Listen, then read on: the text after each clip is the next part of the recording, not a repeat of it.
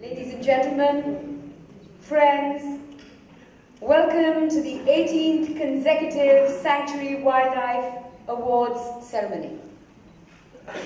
The pursuit of happiness is not an exclusively human aspiration. Virtually every creature on Earth searches for happiness. The tiger through a full belly, territory, and mates. Us, well, essentially the same.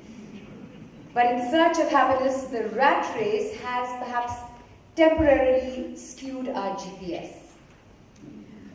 Fortunately, like all of us in this room, literally millions across the planet have begun to recalibrate their aspirations to bring them more in tune with nature's imperatives.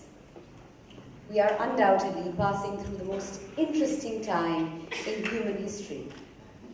What we do or do not do in the next decade may well determine the course of life on Earth. And as an ally, we have the most powerful force on Earth, nature, by our side. My name is Mandira Bedi, and I'm so very delighted and proud to be a part of the Sanctuary Nature Foundation's very straightforward mission to leave this planet in a better state than it was when we inherited it from our grandparents. This evening is going to be devoted to the celebration of this wonderful world of ours. We will shine a spotlight on some of India's most inspirational Earth heroes who work with and for nature. You will also be asked to fortify the Sanctuary Nature Foundation to enable us to find, support, and strengthen these Dharti Sevaks. To share his vision, may I request Bittu Sehgal, editor, Sanctuary Asia, to please come up on stage.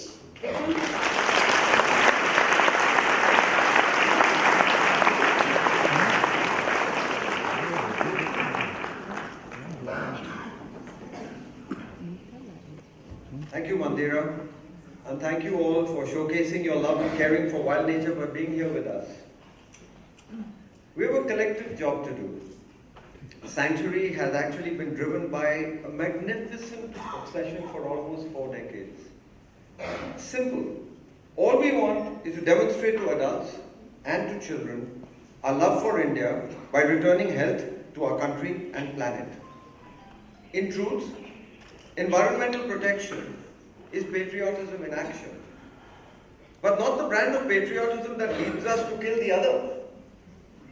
The kind that sees the entire planet as one tiny blue marble, where one for all and all for one is more than just an empty slogan.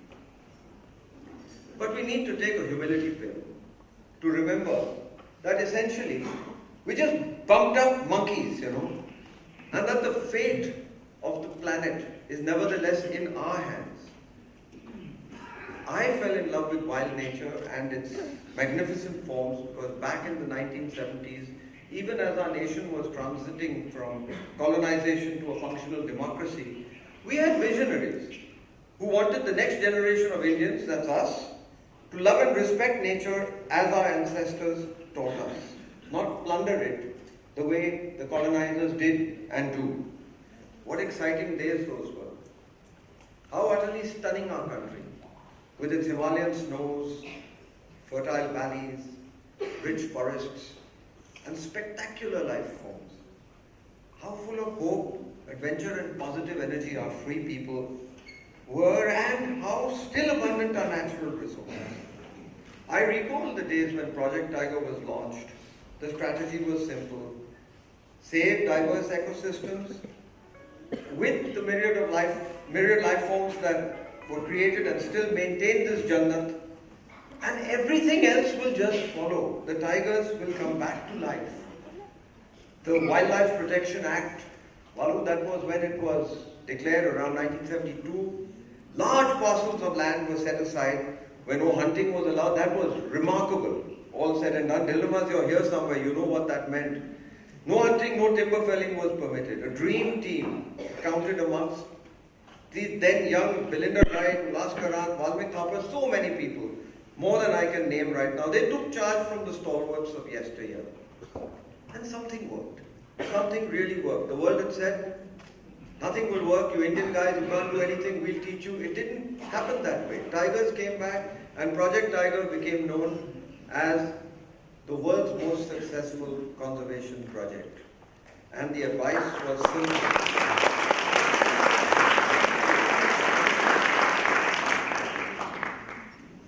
So, there was one task.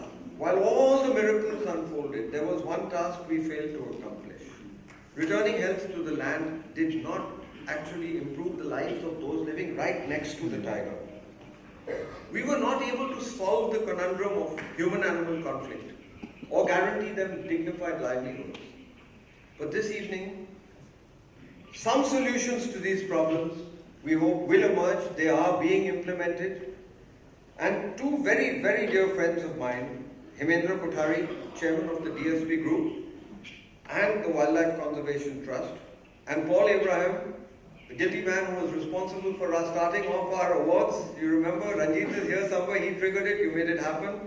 He's with IndusInd Bank and the COO. They strongly support this mission. And they are working with solutions for practical, sustainable ways to benefit fringe communities while enhancing the biodiversity of our finest wildlife pods. Paul, could you please come up and address us?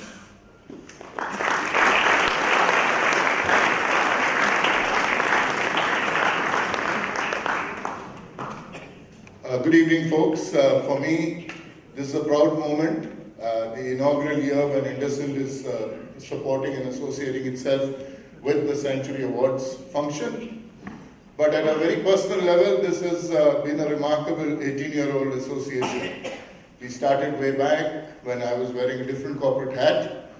And, in those days, wildlife and nature was all about wonder, awe, quiet contemplation and beauty.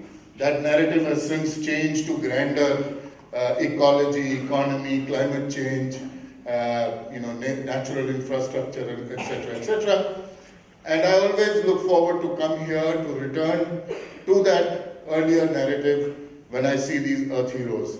It's absolutely a return to roots, to see and meet people who go about their task quietly with a sense of stoicness and take care of what we all should be doing jointly. I know that Bittu and I, have had this long journey. Bittu's journey is even longer, probably closer to 40 years. But it's a wonderful, wonderful moment, Bittu. Thank you for keeping this platform going. And the previous association, wherein the previous corporate had lasted probably about 14 years. I hope this corporate had lasts when I, sitting in the audience as an old man, can see some other colleague here continue that many years from now. Thank you.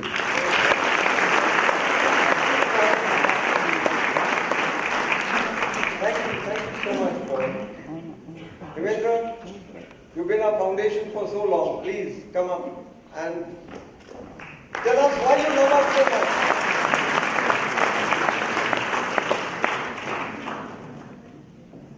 Bittu and various dignitaries here.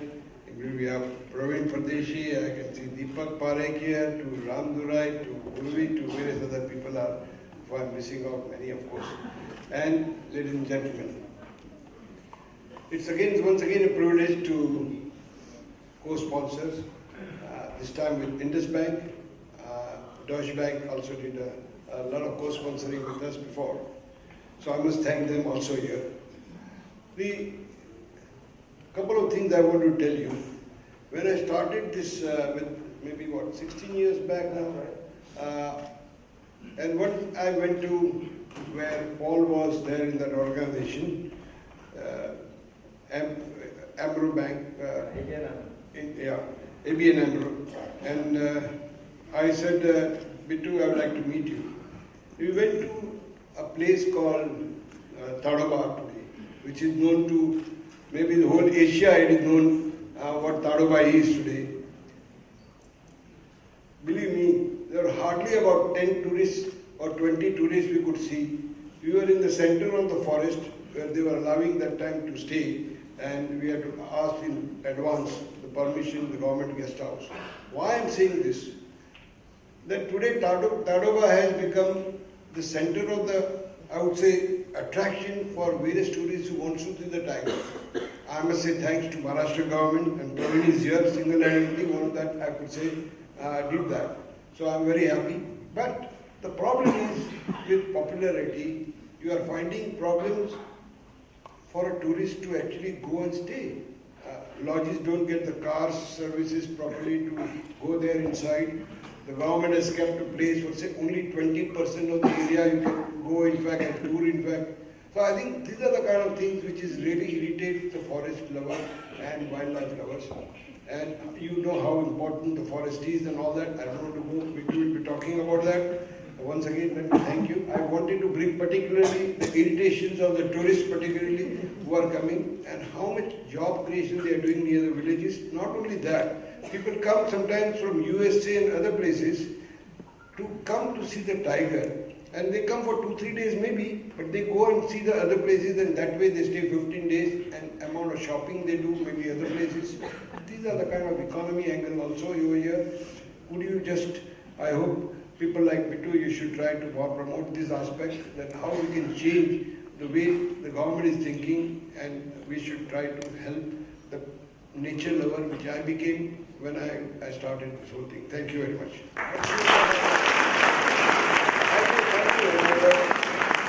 You may be the chairman of DSP Blackrock and Wildlife Conservation Trust, but really he's a friend and he protects wildlife from his heart. You know, Paul, between the year 2000 and now, the Sanctuary Awards footprint has literally, quite literally reached every corner of India. And what a ride it's been. What a ride it's been. Every year, year after year, year after year. You know, John Donne was right. No man is an island. My own life's journey would be incomplete without the camaraderie and support of a friend I would like to call up on stage to speak with you. He needs little introduction, so quite literally I will say nothing about Valmik Thapar. Valu, please come up and speak with us.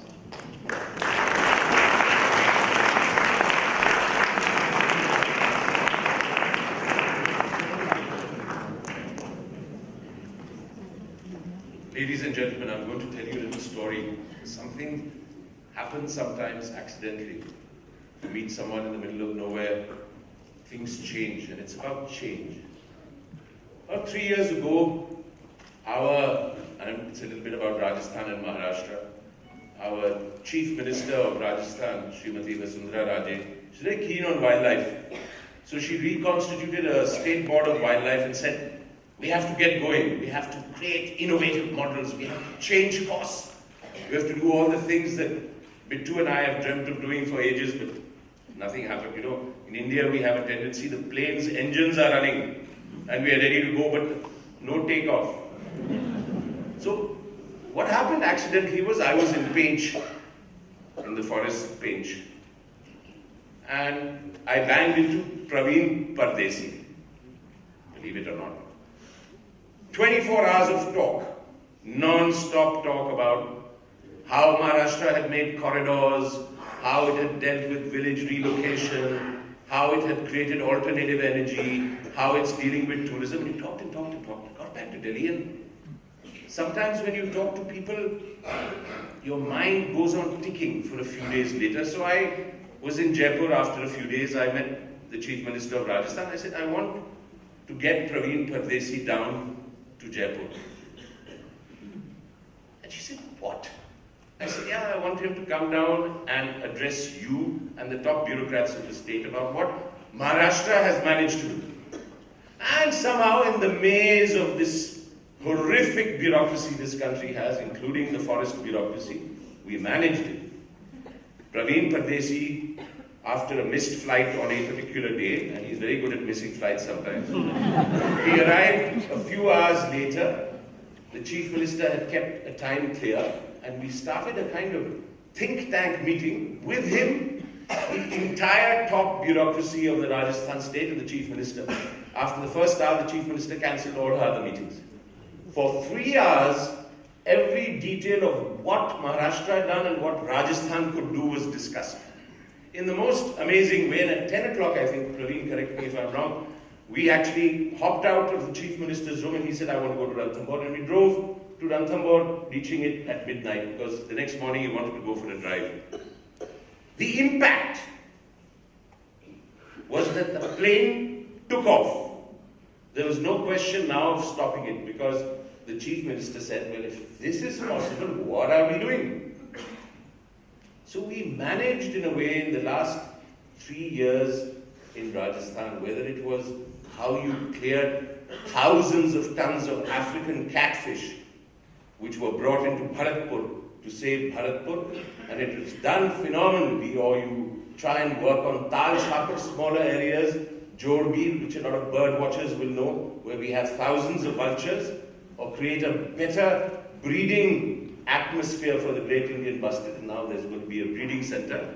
And of course, the tiger, and they're going to be within a month, a couple of tigers entering a new habitat, which is Mukandra Tiger Reserve, which has been a tiger reserve for many years. Like many of our tiger reserves, never had tigers, because someone in the National Tiger Conservation Authority thought it was good to declare a lot of habitats as tiger reserves, even though they haven't had tigers for 30 years. But the problems come on the state government then. You have a tiger reserve without tigers, what do you do? So everyone says, go to Ranthambore, they have lots of tigers. So actually I'm dealing with that right now. And we worked a lot on Ranthambore. There are a lot of people in the audience in front of me who are doubters about tourism. The change that has started from that conversation with him has taken Rajasthan to a different level. We created new models in Ranthambore to deal with 300,000 footfalls a year. We have this season an anticipated entry ticket revenue of 30 crores,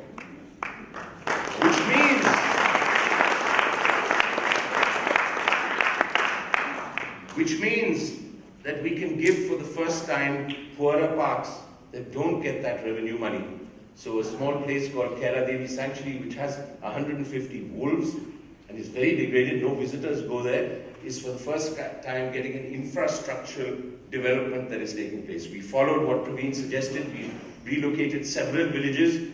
Gas cylinders, which was his major scheme, have been distributed all over Rajasthan to bring down the dependency. And in this process, because the revenue came from Ranthambore, that revenue could be spread to other areas.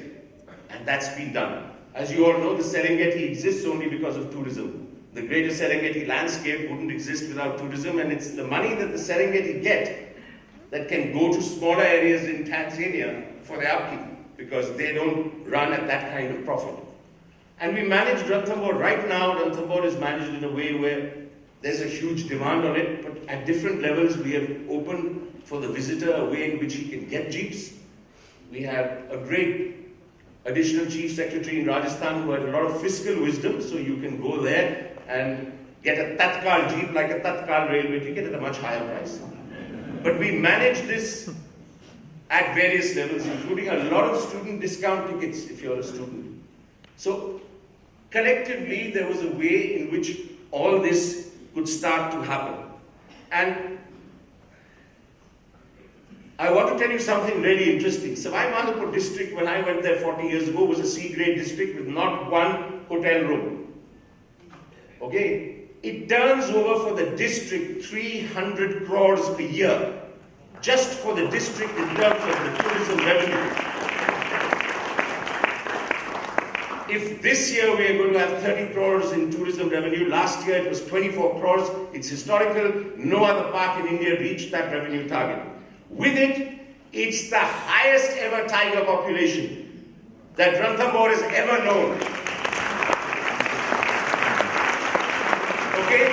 So all the ghosts that people have in our privileged lot believe that we could always go and don't allow tourists, discourage them. We have an ignorant attitude in Delhi, in the National Tiger Conservation Authority, about 20% only use. They don't know how to calculate it. They don't know, haven't worked it out. After all, you have better expertise in the states than you have at the center. Nobody's trained in tiger conservation in the NTCA. They're deputed to the NTCA. So we have to change the NTCA. So all these advisories that Maharashtra has got that discourage tourism, we have to send them advisories on how you want them to help, not the other way around. Wisdom is not inherent in Delhi. It's with your states and the site-specific situations you face in the state. You know the best. They have to fund that. They have to listen to your advice. And if that happens, you can change things around. It's not only my message. Whether you politically agree with Narendra Modi or not, it's his message. Nearly every speech talks about tourism, and it's important. But one hand of government says that, another hand discourages it. We need to connect the hands, connect the fingers, connect the dots, without thinking, oh, this is going to be a big disturbance. Why 100 jeeps with a tiger? Let me assure you, after 40 years of working with tigers, tigers don't live on roads. Jeeps only go on roads. Tigers want to find you, therefore they come out. Otherwise they can be fast asleep in a bush and they won't even lift their ear and you can't see them 100 meters away. So these pictures that are used on various sites to say tourists are disturbing, sometimes they do. But the tiger, out of its curiosity, is coming out to see what's in their area. Just like you might do when you have a little noise outside your house, you can leave your house. Otherwise the tiger doesn't want to come and see you. It has enough space, roads don't go everywhere. They're very limited. So if you manage tourism, use your brains to find solutions to massive tourism. Use the revenue for state-of-the-art protection. That's what the game is about. Don't sit there and send messages to everyone saying, no, no, no, we have to bring this down. We've been given a brain, and that brain can find a solution. So you have a Prime Minister who believes that tourism goes right down to the vegetable seller. I agree with him. In Savai Madhopur district, the vegetable selling is phenomenal today. The Amrud market is phenomenal. There are people coming in thousands, and it's changing a domestic economy. I believe that there are 200 spots in India. And with Bittu, we are trying to work this out, where you can, with intelligent tourism, create roughly 50,000 crores for the domestic economy if everyone held hands in the right way. You can create huge amount of jobs. In Ranthambore, there are 10,000 people directly getting jobs from tourism. Think of what would happen in 200 spots. Unemployment, the effect on the domestic economy. And if everyone was able to use their expertise in the right direction, tourism gives you everything. It has to be handled properly. There have to be public-private partnerships. You have to outsource tourism activity. Forest officers are not trained in Dehradun to manage tourism. They will have to be pushed out. You have to have a voice and you have to say, no, enough is enough. If we can have PPPs for our passport office, we have PPPs in our airports, we have them now coming in our ports. What is tourism management? It's an easy public-private partnership. So these are new ways and new models in which to achieve a new era in wildlife. That's what the theme which Bittu and I discussed. The coming future and the future of Indian wildlife will be determined on this fact. How we open our doors and windows, how we engage experts, and how we hold hands together as a team. And that is going to happen, whether government's restrictions and rules are there or not. If Praveen Pardesi could do what he did in Maharashtra, find a path through a minefield, and we have done it in Rajasthan through interstate cooperation, every state can do it. Irrespective, we followed every law. There's nothing in the way. We need our young, who are talented in wildlife, to go in and also run some areas of our parks. We need this partnership, this holding of hands. And that is what will change the future. And we believe the future is changing as we talk. There will be a new decade where these factors will come into play. Thank you.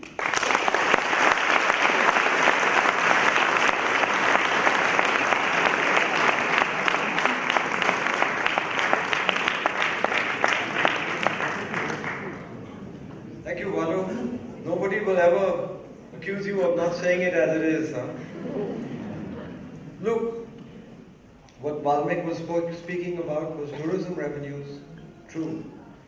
But when that sponge that was taken away comes back, the revenues that come to this country from the improved water sources, the improved food security, the carbon sequestration and storage, the biodiversity that enables bees to go out and help our agriculture.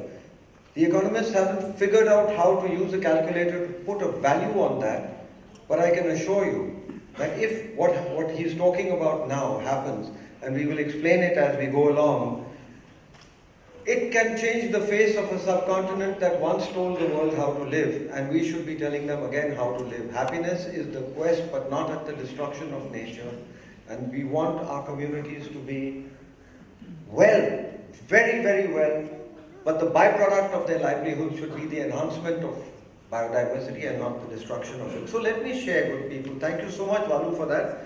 Let me share how the Sanctuary Nature Foundation is working to save the tigers on the fringe of some of Maharashtra's finest parks. Sanctuary wants communities living alongside wildlife havens to become the primary beneficiaries, so we have come up with an idea. They're called cocoon conservancies, community-owned, community-operated nature conservancies. These are rewilding exercises. We have, tragically, the largest farmer suicides imaginable. Any other country in the world, a slew of politicians would have resigned just by the number of farmers that are committing suicide. So what we are asking is that failed and marginal farms in Maharashtra, we've done this experiment and it is working in a small little village called Gothangaon next to the Umred Karandla Sanctuary and in Alizanza next to the Tadoba Tiger Reserve. They've been rewilded and they are being used by animals that visitors do come to see. When the villagers earn this income, they protect wildlife instead of chasing them away or laying traps for them. You know, such revenue from these exquisite policies, actually, Praveen, the kind of policies that have been made, the GR that have been issued by Maharashtra, are something that, as Valu said, it's not just Rajasthan, every single state should be occupying and that space, so that while people are able to get better lives, the tiger is turned from a Yamdut into an Annadata. So let me introduce you to 4 pioneers right now, just on the stage. These people are working at ground zero and they are actually implementing some of the solutions that we're talking about. Rohit Karu, Honorary Wildlife Warden, Umred Karandla. Kailash Udme, Gram Pradhan, Gothangaon. Deepak Ratnaparkhi of Alizanza. That's a village outside. And Praveen Pardeshi, Additional Chief Secretary, Maharashtra. I would like them to come up on stage and just listen to what happens. These are people who are actually working at the solution, they're helping with rewilding, and they are part of the solution. Would you please come up on stage?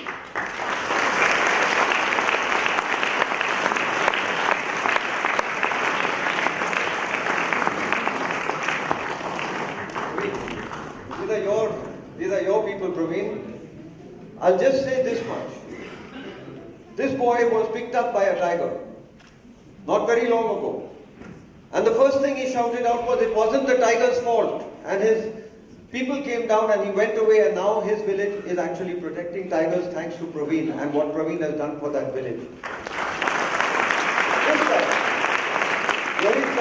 nobody believed him when he said that there were tigers in Umred Karandla. Praveen believed him. After a while it became a fabulous sanctuary. As far as Kailash Udme is concerned, he is the Gram Pradhan of Gothangaon.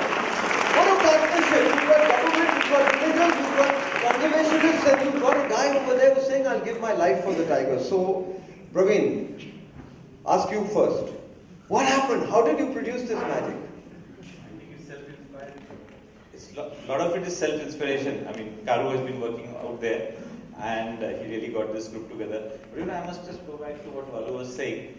That after we did this GR, the NTCA said we should cancel the and it took last 2 years to get private people to convert their own land into forest to be an acceptable activity. So I really go by you are saying that the states and the bottom level wisdom to be converted into policies really has a very tough move. आप बोलिए तो सही, बाघ ने आपके ऊपर हमला किया और आप बाघ को बचा, क्यों, कैसा? माझं गाव अलीगंज आहे, ताडोबा अंधारी व्याघ्र प्रकल्प. माझा जन्म तिथं झाला जंगलात. आमचं गाव पण जंगलामध्येच आहे. तिथं रहिवासी आहे मी. तर तिकडे आमच्या गावाकडे तलाव आहे, तलावाच्या किनारीकडे गेलो होतो फिरायला म्हणून. ते ऍक्सिडेंट म्हणजे ते टायगरने हल्ला केला होता माझ्यावर. इथून पूर्ण सर डोकं फोडलं होतं माझं.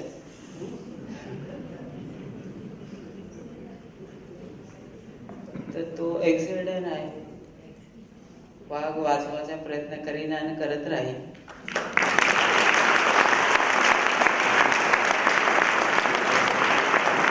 तो माझा स्वप्न आहे आणि पूर्ण पण करीन. Rohit, I would go to your parents and sign the adoption papers and take you over. Tell them in your own words. Actually, हमारा मोटो यही है कि जंगल तो कई सालों से है और वहाँ रहने वाले भी लोग कई सालों से वहीं पे. पहला हक उन गांव वालों का है जो उस जंगल के साथ रहते, उन जानवरों के साथ रहते, क्योंकि जंगल बचाने की जिम्मेदारी हम सब लोग जो यहाँ बैठे से उन्हीं की नहीं है. असली जंगल तो इन लोगों ने बचाया है. तो उद्देश्य है, motto is that they should be get benefited first. तो टूरिज्म एक बहुत अच्छी पॉलिसी और पब्लिक प्राइवेट पार्टनरशिप के बारे में जो वाल्मीकि सर ने कहा, वो हम अभी शुरुआत करने वाले हैं. कि जैसा हमारे गांव के पास, सेंचुरी के पास गोठन गांव करके विलेज है जहाँ पे खेती नहीं होता है, तो लोगों ने वहाँ पे कन्वे करके खेतियों को जंगल में कन्वर्ट करके वहाँ पे उनका खुद का टूरिज्म, मसाई मागा जैसे, वो शुरुआत करने की अभी कोशिश की है और होपफुली अभी वो जल्दी हो भी जाएगा. प्रवीण सर है, उन्होंने उससे रिलेटेड सब पॉलिसीज जीआरएस बनाए जो बहुत ज़्यादा सपोर्टफुल है. और साथ में ग्राम प्रधान है और हमारे साथ पूरी कमेटी भी जुड़ी है. जो पहले लोग जानवरों के खिलाफ थे, जंगल के खिलाफ थे, अब वही जानवर उनको एम्प्लॉयमेंट ला के देगा. यह सबसे बड़ी बात है.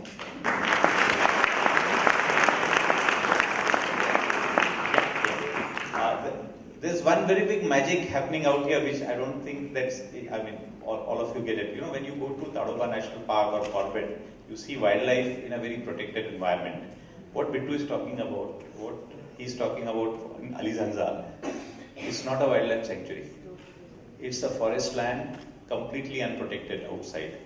And they are protecting the wildlife in an area without the benefit of the full Wildlife Protection Act, because of the livelihood stream which Varu talked about, which we have now enabled through this community conservancies, and that's something which we need to really support. So when you go to Tadoba and don't get an entry in the national park because there are only 100 seats available, then you can still go to the Alijanja route, which is just outside the park, and their wildlife is safe, not because the forest department is protecting it, but because these people are managing the routes.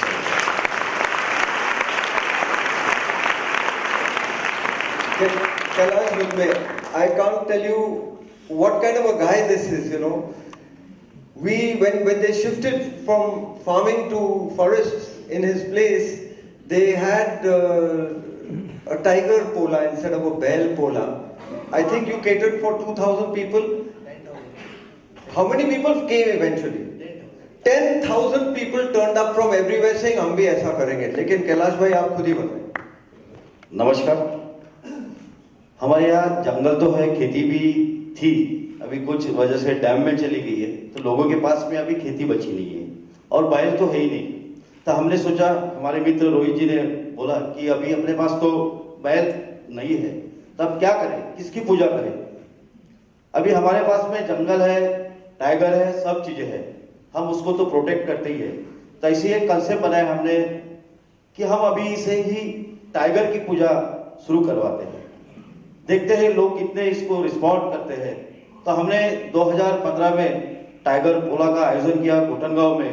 तो हमको भी पता नहीं था कि एक दिन में 10,000 पब्लिक वहां पे जमा होगी. इतना ब्लास्ट हुआ कि उसके बाद में लोगों ने घरों घरों में चालू किया कि बाघ हमारा अन्नदाता है, ये टैग लाइन गोठन गांव में शुरुआत हुई है और हम इतना प्रोटेक्ट करते हैं टाइगर को, अगर कुछ भी होता है तो लोग ज्यादा भड़कते नहीं है और टाइगर की पूजा करते हैं, टाइगर को प्रोटेक्ट करते हैं। और जंगल के ऊपर हमारे को इतना कुछ मिला है परदेशी सर की वजह से। जो कंसेप्ट हमने लाया है कि सीएनसी के माध्यम से, वो भी अभी स्टार्ट होने जा रहा है, वहाँ डायरेक्ट 200 लोगों को रोजगार मिलेगा और ये टाइगर की वजह से हुआ है। Thank you.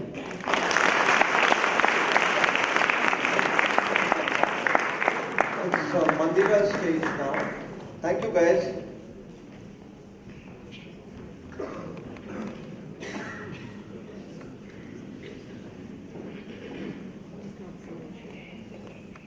Thank you, Kittu. You heard about it a few moments ago, but I'm going to tell you again because what's lined up just now will change the tempo of the evening a bit. Farmers in central India worship their oxen just prior to the sowing season, called Bel Pola. The puja is a way of acknowledging the animals without whose help the plowing of fields would be impossible. In Gothangaon, Vidarbha, near the famous Umred Karhanla sanctuary, farming is now near impossible thanks to climate vagaries and crop damage. A pioneering community led by their own elected elders have therefore decided to re-wild their farmlands, to invite tigers and other wildlife in. Here in the lap of wild nature, exquisite homestays inspired by those we see in Africa will soon be available for anyone to experience wildlife in the raw. The Bel Pola has now metamorphosized into Tiger Pola, with the tiger as their Annadata.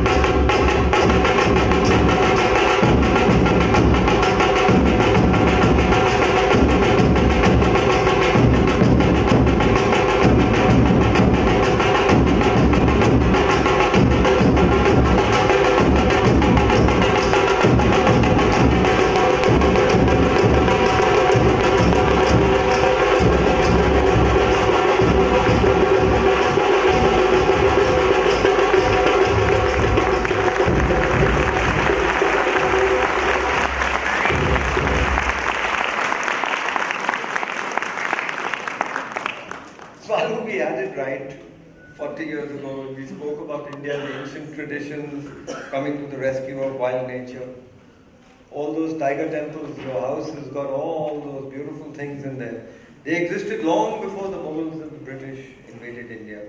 And they're poised to be resurrected as an article of faith and survival. As in Rajasthan, so in Maharashtra. Nature worship will it'll be returned as the religion of the masses. If that doesn't happen, we're done for. We will rely on this. People are making a difference. And the fact of the matter is, it's not just in the forests that we can make a difference. We make a difference wherever we are. A lot of us do a little, a lot gets done. So many of you sitting right here, let me spotlight a couple of guys, champions all. Let me spotlight a couple of them. Afroz Shah, let's start with you. Where are you? Good heavens. Lawyer, optimist, coastal protector. You started out walking alone on weekends to pick up trash from the Versova beach. People noticed and slowly joined in. The buckets full of trash you collected have turned into hundreds of tons.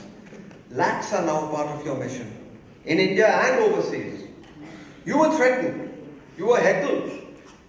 You recently actually even suspended the cleanup as a mark of protest against the administrative lethargy you faced. You met the Chief Minister. He not just listened to you, he joined your crusade. I mean, that is remarkable, and he is now creating a coastal policy on marine conservation due directly to your campaign. But you say, the battle will only be won when the whole city, the whole planet wakes to the realization that the oceans gave us birth, and keeping our nursery clean and healthy and living is fundamental to our existence. Afroz Shah, you exemplify the power of one. You're making one hell of a difference.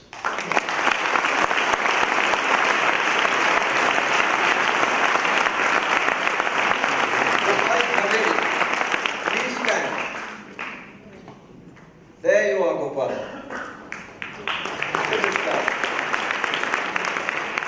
River protector, citizen activist, optimist. Dismayed by the state of Mumbai's once pure rivers, you launched a citizens' network to revive and conserve these lifelines that once defined us. He says, rivers are not sewers. You publicly awakened people in Mumbai to the role that river systems play in flood mitigation. Over 2 lakh Mumbaikars listened, and you work now to return purity to the Mithi, Dahisar, Poisar, Oshuala rivers. I mean, with help from students from 50 colleges, you collected 20 tons of plastic waste from Poisar alone. Everyone has the potential to be a citizen activist, you say, and we agree. Gopal Zaveri, you're making a difference. Right.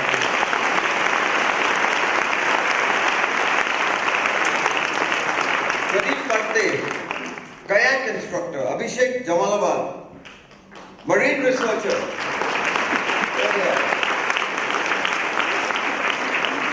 With one fantastic guy called Sid Chakravarti, formerly captain of the legendary Sea Shepherd. You felt Mumbai's incredible seascape needed better looking after, so you formed a group to share the magic of Mumbai's marine life. In 6 years, in Mumbai, you documented 250 different marine species, including crabs, jellyfish, corals, starfish, seahorses, sea urchins, octopus, and squid. You conduct shore walks at low tide in Kafpare, Girgam, Chowpatty, Walkeshwar, Carter Road. You discovered the rare orange Gorgon sea fan and a pipefish related to seahorses here in Mumbai. You opened Mumbai's eyes to their marine heritage. Abhishek and Pradeep, you are making a huge difference.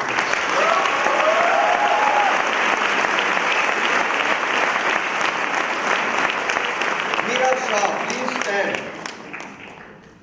Physiotherapist, zero waste practitioner in every sense of the word. When a family goes out to eat at restaurants, they bring their dabba with them in case there's any leftovers, we take it because she cannot abide the thought of non-biodegradable junk coming into her house with that packaged food. Her family has given away much of what they own because they decided they just didn't need so much. She never bought any new clothes for 2 years. Heavens! Meera goes many steps further. She says She advocates all young women replace toxic sanitary pads in favor of hygienic reusable menstrual cups. Your home is fabulously uncluttered. You are a fantastic person, honestly. Beyond my capacity to explain. The Raddiwala and the Urja Foundation are our close friends. Yeah, they own a car, but they prefer public transport. They compost wet waste. When they go for a haircut, they bring the hair back to feed to their compost. And you say that emulating some habits of our grandparents can probably solve many of the world's environmental problems. Meera Shah, what a remarkable difference here.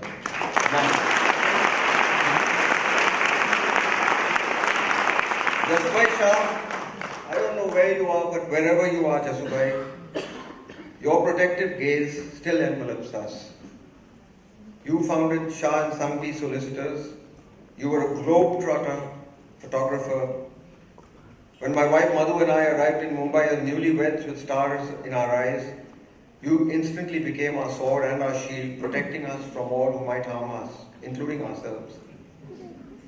The reverence of life seed you sow, which is so intrinsic to the future of our climate-wounded planet, was always a part of your DNA, Jasubhai.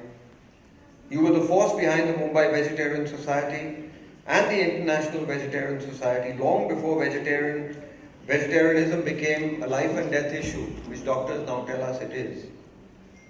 You brought together an incredible collective of scientists, thinkers, nutritionists, communicators in a movement that continues to encompass the world. You were so way ahead of your time, Jasubhai, and you're still continuing to make a difference.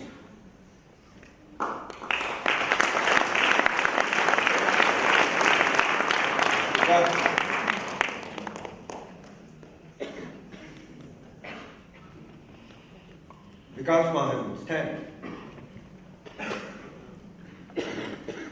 I love this boy. Businessman, tree protector, seed bomber. You collect local seeds, encase them in soil and nutrient pellets or seed bombs. Sorry.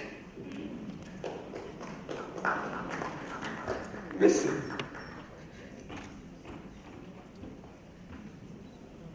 Just prior to the monsoon, around Bombay, Nasik, Pune, you drop these seed bombs. You're a birder, you propagate fruit trees, knowing the birds will scale up your efforts.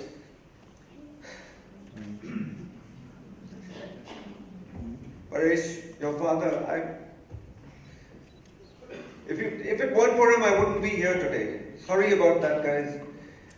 Because your own efforts have turned into a community initiative involving hundreds of students who scatter seeds far and wide. You also conduct regular tree appreciation workshops and started a water piggy bank in campaign in schools where children's unfinished water, they put it there and they feed it to the plants. I mean,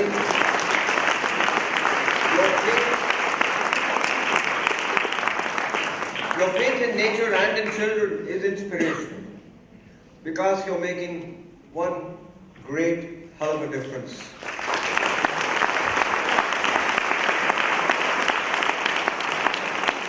Whatever we do for our children. We do it in their name, good and bad. Naila Bajaj, Aditi Mundra and Diya Mawandia, please stand. Look at these kids. Stand. How many of you there are? Naila, you were just 7 when your parents took you to the Jane Goodall Institute in Tanzania and you came back determined to save wild animals. Then with Aditi, Diya and all, you formed Just Wildlife to raise money to save at least one chimp. 2 more girls from your class joined in, then 2 more. Today all 16 Standard 4 girls at Bombay International School have joined Just Wildlife. You 10-year-olds.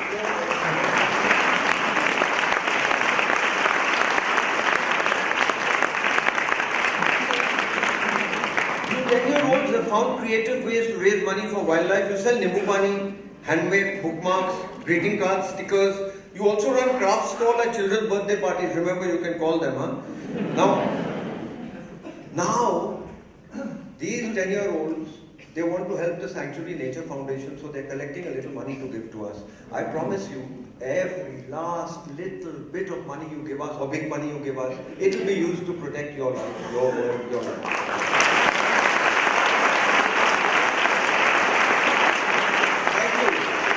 Thank for gifting us adults the hope and purpose we so desperately need. Naila Bajaj, Aditi Mundra, Dia Manwani, and the Wonder Girls of Just Wildlife, you're making a fantastic difference. Fantastic. It's true I'm overwhelmed, okay? Because here in the auditorium I see a universe of compatriots who care deeply for our exquisite planet. Jasubai was one of them. The Sanctuary Nature Foundation belongs to you. Our family got together and we decided that Sanctuary doesn't belong to us, it doesn't belong to the family, it belongs to everybody. It has to outlive me for sure. Many of you have been part of our journey for decades. Many of you in this room were born after the good ship Sanctuary was launched in 1981. To the young ones, a promise to our last breath, we will celebrate your world and we will defend your world. Sanctuary Asia, a copy of which is with you, has metamorphosed into the Sanctuary Nature Foundation with just about 1 million online followers right now and supporters. We are apolitical, we are communicators, and we are unashamedly predisposed towards prioritizing nature's imperatives over human cravings. That is somewhat akin to placing the safety of the aircraft in which you sit over all other priorities. We use the Sanctuary website, we use Facebook, we use Twitter, we use Instagram, we influence the young, so that apart from leaving our kids a better planet, we also better think of leaving better kids for our planet. This is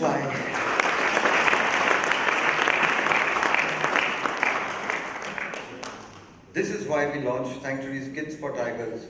It's an education outreach program way back in the year 2000. Sunil Alag, you're here, you're another culprit, you set me on this journey. We've reached over 1 million children, parents, teachers, in hundreds of schools scattered across Indian cities, towns and villages outside some of our best tiger reserves. Sanctuaries,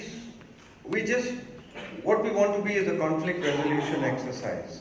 You saw in our cocoon conservancies what we were doing.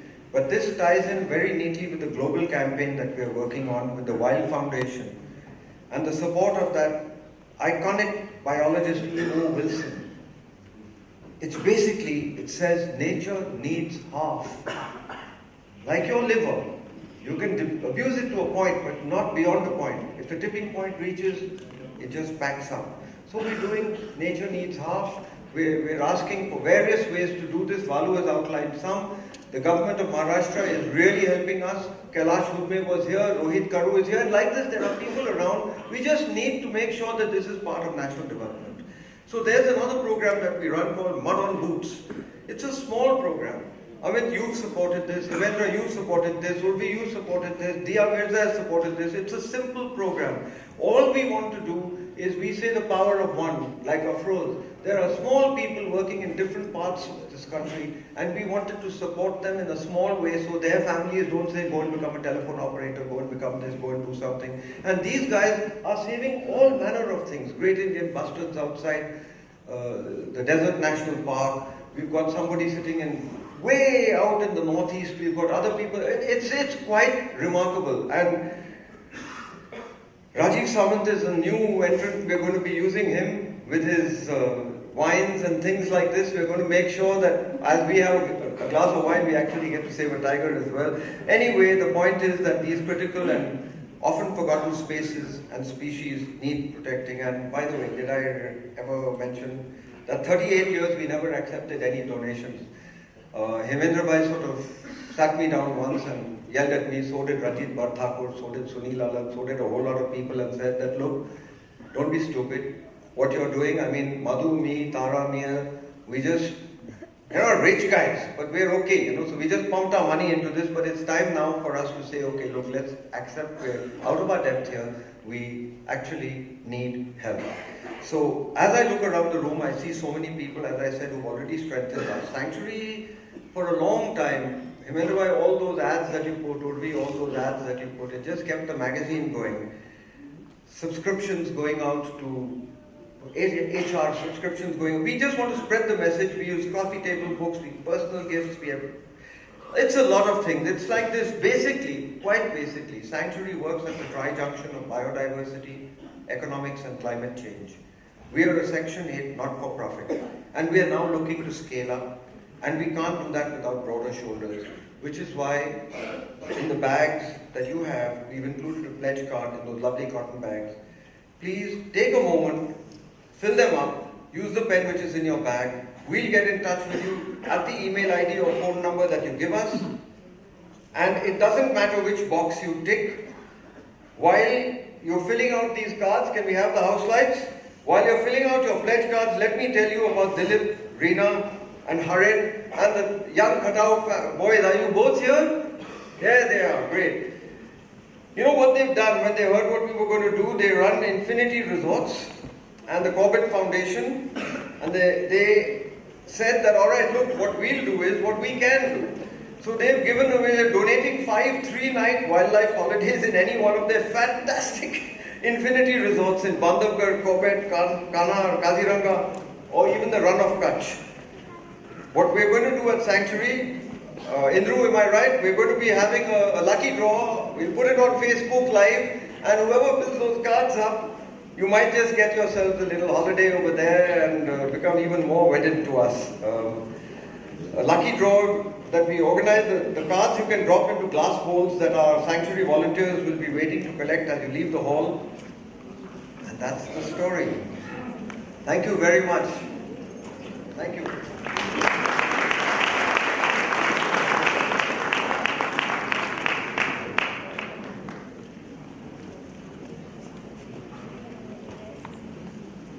That was such a beautiful part of the evening. I wish I wasn't backstage. All these wonderful people that you put under the spotlight, using such creative and innovative ways to not just do their bit, but to make a massive difference. It takes a very, very big heart to give so much of yourself to heal our planet. So ladies and gentlemen, a big round of applause. You're a wonderful audience. Once again, for the lovely people we had under the spotlight. And now we move to the next part of the evening. It's time now to honor some of the bravest, most dedicated Indians who often risk life and limb to protect what belongs to our children. We are looking for inspired wildlifers, forest employees, researchers, villagers, people who displayed extraordinary courage, dedication, and determination. The citations we read out are necessarily short, but their work is immensely impressive and is available in greater detail in the Sanctuary magazine copy with you and on our website. Sanctuary honors them as nation builders. So let's get started, shall we? First up is Sanctuary's Wind Under the Wings Award, and is presented to a non-wildlife organization that has encouraged one or more of its employees working to protect India's vanishing wildlife. Tongam Reena, Associate Editor, Arunachal Times, is a journalist whose excellence is matched by her courage and determination to defend the irreplaceable natural heritage of India. A fearless writer, fighter, and patriot. She's had her office ransacked. She received multiple death threats and survived a murder attempt outside her office in 2012. Undaunted, she continues to report on the damage inflicted primarily by dam builders in the Dibang Valley, Tawang, and Siam basins. This in spite of the death of 2 protesters in Tawang in 2016. With Nandini Velo, she fights for the foot soldiers of Arunachal's Pakke Tiger Reserve, whose biodiverse forests are key to India's ecological security. She is unstoppable, determined, and a lion-hearted journalist. To present the award, may I request Ranjit Barthakur, head of the Balipara Foundation and the Eastern Himalaya Naturenomics Forum, to please come up on stage.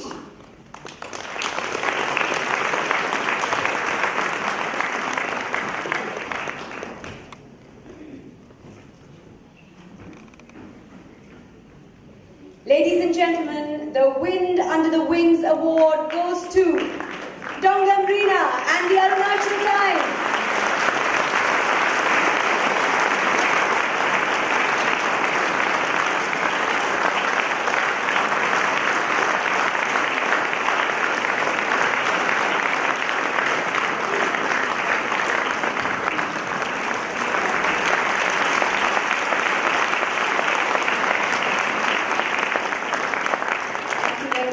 Bharat Thakur for doing the honors. Thank you.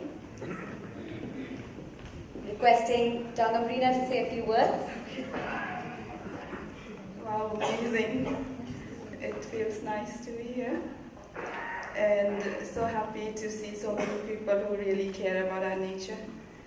The Arunachal Times would like to thank Sanctuary Nature Foundation and Bidu Saigal and his team for reaching out to us. We firmly believe that nature, its biodiversity, should not be devastated in the name of development while we build dams, bridges and roads. While it is not that we work for awards, but this really will continue to inspire us in what we do. Thank you so very much. You will continue to inspire us always. Thank you very much and congratulations.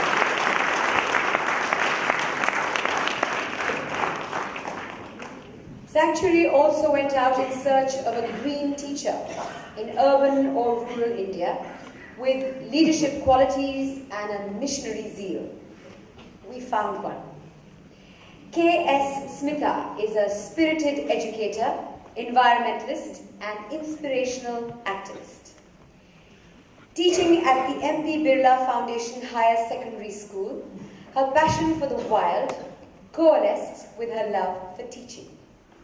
This affable yet strong-willed Pied Piper has been mentoring and creating a young green army of activists in Kolkata who, with the full support of their parents, were encouraged to agitate when the municipality planned to hack down huge trees to widen a road near their school. Their kids won. Big round of applause. A determined, sensitive, and charismatic teacher, she believes that the beauty and wonders of nature are the most powerful way to win over the young. To present the award, may I request Urvi Piramal, wildlife aficionado, chairperson of Piramal Enterprises and the Urvi Ashok Piramal Foundation, to please come on stage. Round of applause. Ladies and gentlemen, the Sanctuary Green Teacher Award goes to K.S. Smitha.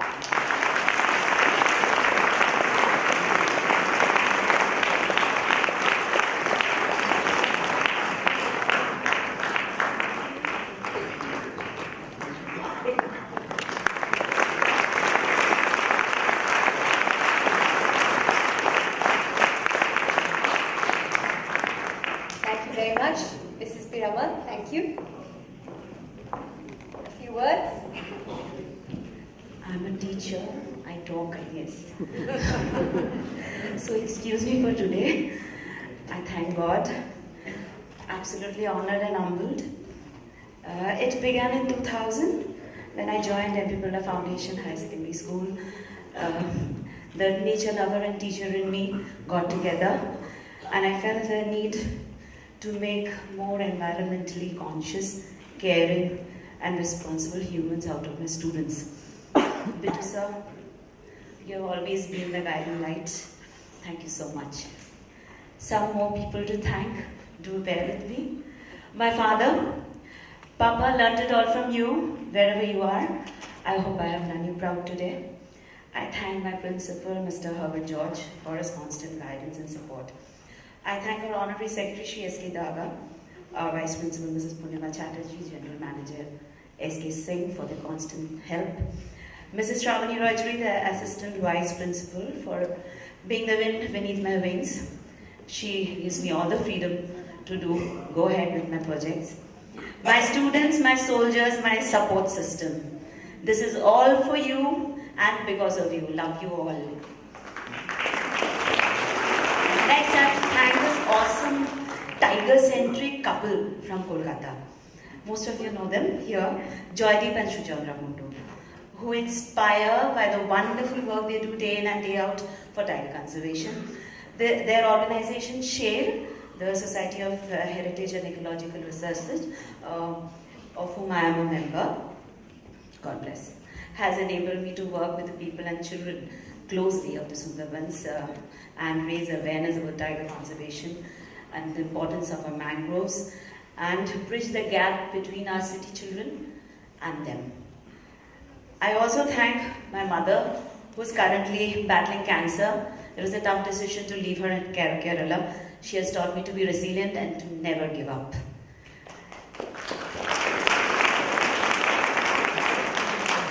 Thank you all at Sanctuary. Thank you all present here. I congratulate all the other winners. You're stalwarts. You inspire. A grand salute to all. This is my beginning. I promise I'll take all it needs to go on further. Thank you so much. I love you, congratulations, dear Smita. May your mother feel better very, very soon.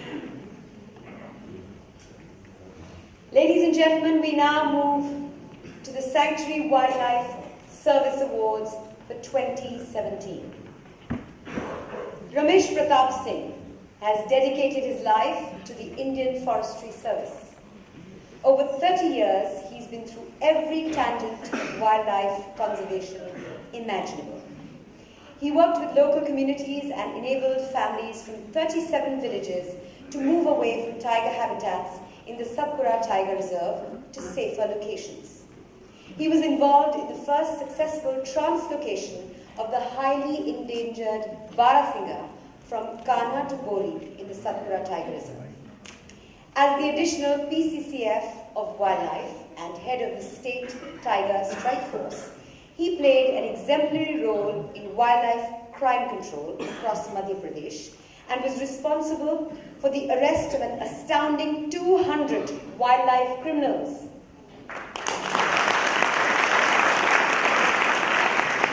For clamping down on lethal wildlife trade, ladies and gentlemen, the Sanctuary Wildlife Service Award goes to Ramesh Pratap Singh. And to present this award, we'd like to invite on stage S. Ramadurai, supporter of Sanctuary, a wildlife aficionado, and one of the builders of Tata Consultancy Services. Ladies and gentlemen, please welcome with a bigger round of applause, Ramesh Pratap Singh.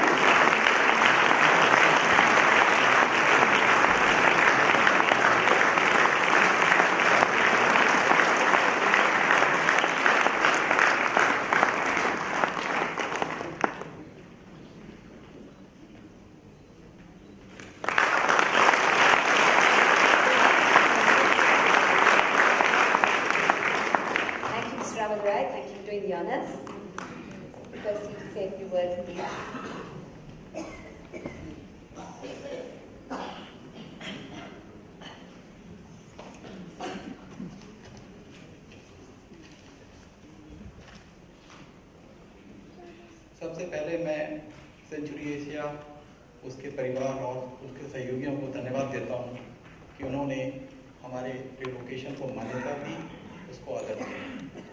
मैं ये पुरस्कार और ये award 11,000 परिवारों के लिए समर्पित करता हूं कि जिन्होंने रिलोकेशन को मान्यता दी, माना, हमारी बात समझी और अपनी जन्म जन्मांतर की में रहने वाली जगह को पार्क के लिए, बायोडाइवर्सिटी के लिए, हमारे जनरेशन के लिए, पानी के लिए, ऑक्सीजन के लिए छोड़ा। हम लोग अभी भी उनसे लगातार जुड़े हुए हैं और इस तरह से उनके सर्वोच्च बलिदान को हमेशा ही याद रखेंगे। कोशिश करेंगे कि कभी भी, जब भी हमें कोई भी रोजगार उस क्षेत्र में उपलब्ध हो, कुछ भी हम अच्छा कर पाएं, उसमें उनका हमेशा शेयर रहे, तभी हमारा काम पूरा हो पाएगा।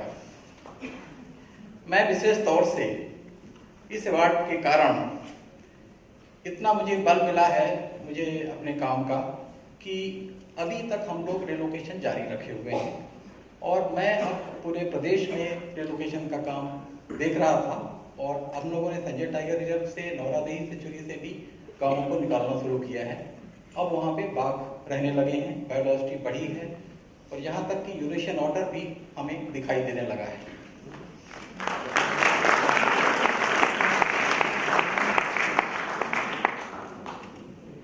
रिलोकेशन का जब भी नाम आता है एक बहुत सी कठिनाई लगती है, ऐसा लगता है कि गांव वाले बर्बाद हो जाएंगे तो नई जगह में कैसे बच सकेंगे।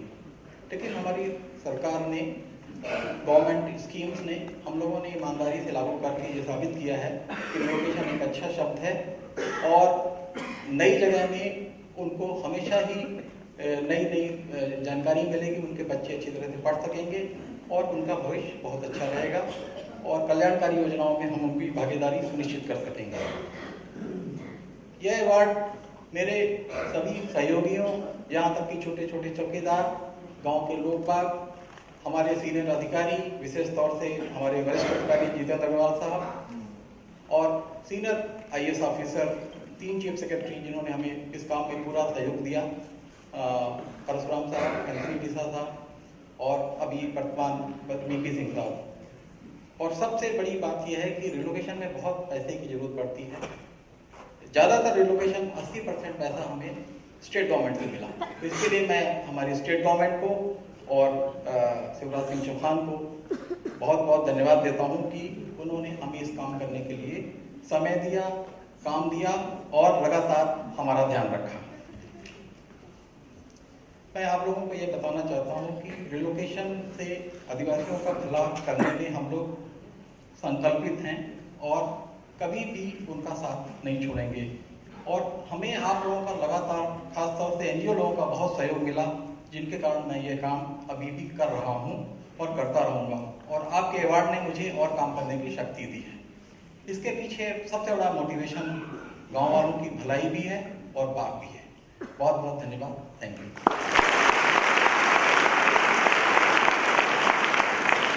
Ladies and gentlemen, moving on. Passionate ornithologist, adventurer and protector of wild India, Shashank Darvi was part of the Eagle Nest Biodiversity Project in Arunachal Pradesh, where he worked on newly discovered and rediscovered birds and reptile species. In 2010-2012, he joined the MSc program in Wildlife Biology and Conservation by WCS India and NCPS. Here he produced the first study combining the impact of biogeography and genetics on bird fauna of Northeast India for his master's thesis. He was among those who discovered the frightening scale of the Amur falcon massacre in Doyang, Nagaland, which catalyzed a global movement to save these birds.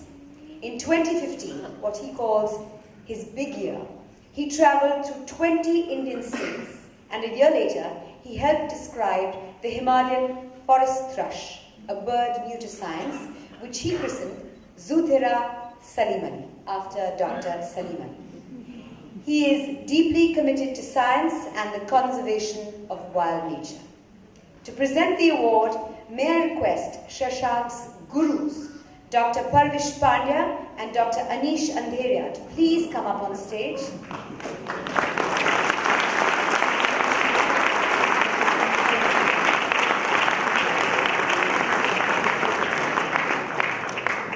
Ladies and gentlemen, one of our Sanctuary Wildlife Service Awards goes to Shashank Dalvi.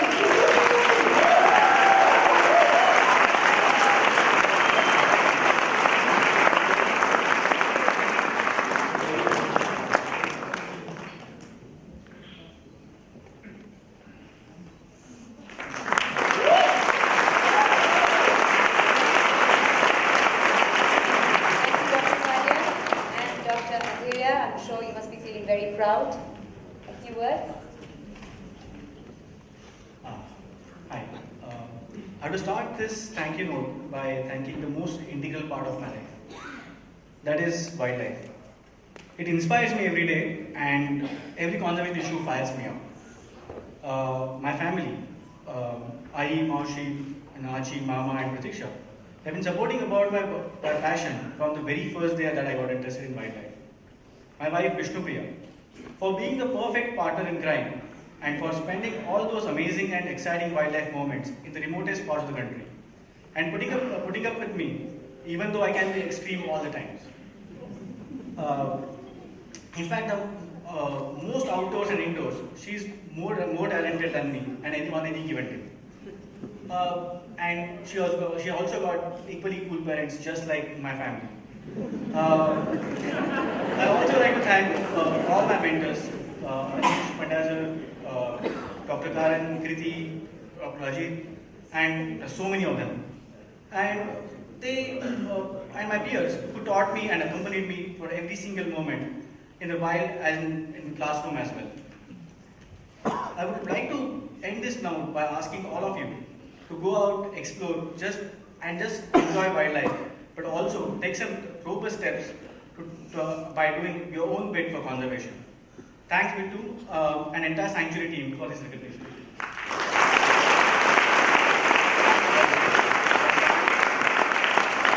sure you have a great month lined up ahead. You said such wonderful things about your wife.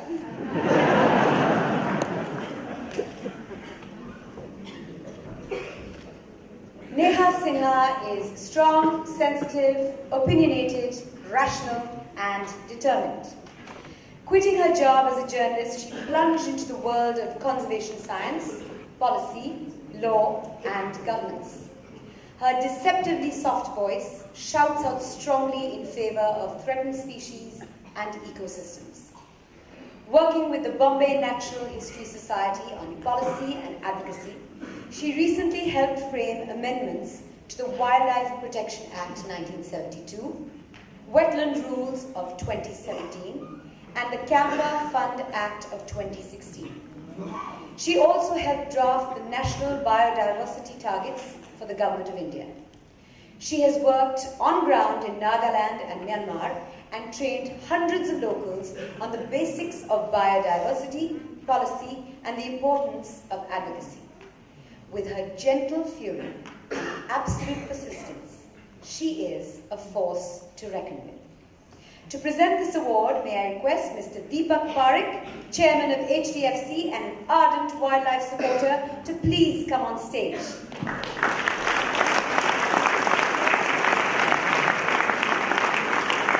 Ladies and gentlemen, please welcome with a big round of applause our Sanctuary Wildlife Service Award winner, Neha Sinha.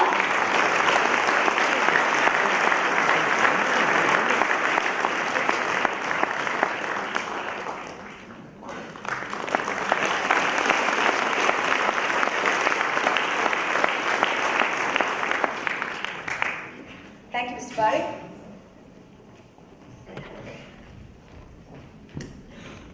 You don't look like a wildlife conservationist. But you don't. अच्छी लड़कियां जंगल में नहीं जाती हैं अकेले. All your environmentalists are just after economic growth, and you will not let the country develop. These are some of the things that we hear on a daily, monthly, yearly basis. And conservation is really about trying to balance out all the voices that you hear. Places that you care about, species that you care about, that you love, that you fight for, can all be gone in a matter of hours. We make efforts over days, months, years, and sometimes no change happens.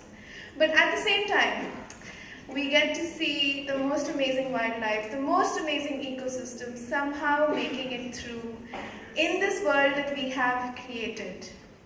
I'd like to thank Sanctuary Asia and Bittu for being overwhelmingly positive in a world, and also in the world of wildlife conservation, which can be very pessimistic, very sad, and very emotive.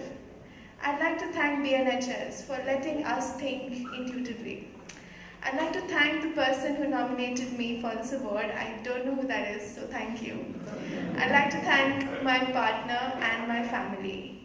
And finally, I'd like to say, behind every girl who goes somewhere where she's not supposed to go, behind every woman who is standing in a panel full of men, not wanting to listen to her, no matter how talented or capable she may be, behind every girl who is in a nameless city, just in the middle of nowhere, with people with criminal intent at the door, which has happened to many of us, and behind all of us who go to the forest alone. It's not just us, but it is a set of values that really helps us. And I'm very, very happy and proud that Sanctuary is part of that set of values. These are the values that support girls, more than how society supports them. It is the value that actually listens to the girl more than to what society thinks the girl should do. So I'm very happy and I'm very proud. And I thank you.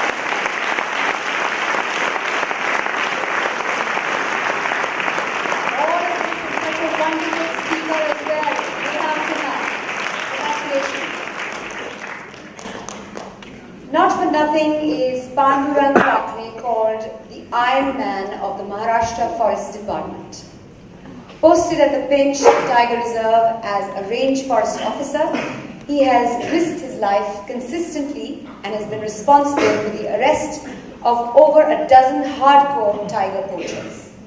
He was strongly opposed by influential people who were in league with poaching syndicates. Undaunted, he continued to investigate leads and built a network of informers who helped him hone in on culprits living near the tiger reserve and their handlers, whose tentacles ran deeper across the country. Strong protests were organized and false police complaints filed. When threats came his way, it became clear that a ruthless mafia was at work. He reacted by redoubling his raids and arrests. In January 2017, he went after pangolin traders who he took to court. When big money pressures mounted, he arrested still more links in the chain, which saw a monitor lizard poaching network of 8 poachers working in the tiger reserve being arrested in June 2017.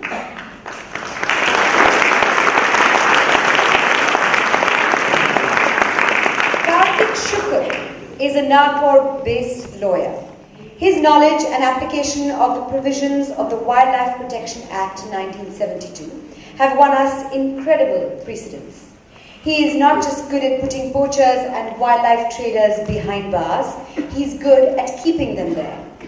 Running a commercial law practice in Nagpur, he readily fights cases pro bono for NGOs and often appears as a special counsel for the Maharashtra and Madhya Pradesh state forest departments. He has won an impressive number of convictions, including the cancellation of bail for Chacha, the notorious tiger skin trader whose crimes rival those of the late Sansar Chand.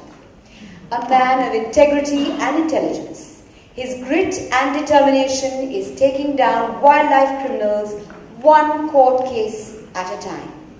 To present the awards to these 2 exceptional men working for the wildlife of Maharashtra, may I request Mr. Parveen Pardeshi, Additional Chief Secretary Maharashtra in the Office of the Chief Minister and a previous Sanctuary Wildlife Awardee himself, to please come on stage.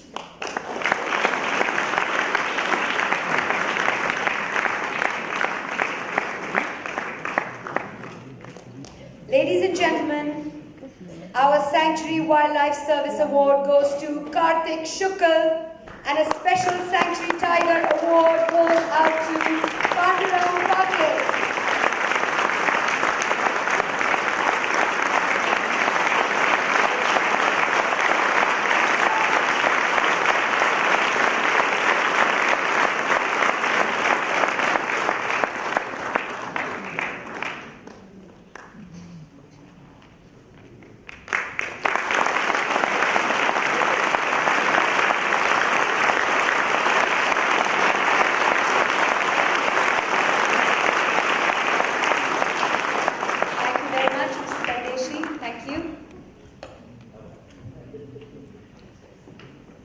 Things will only move forward, the positive, if we radically reform our delivery system, the Forest Service of India, and amend dangerous laws and strengthen the process that protects our amazing natural world.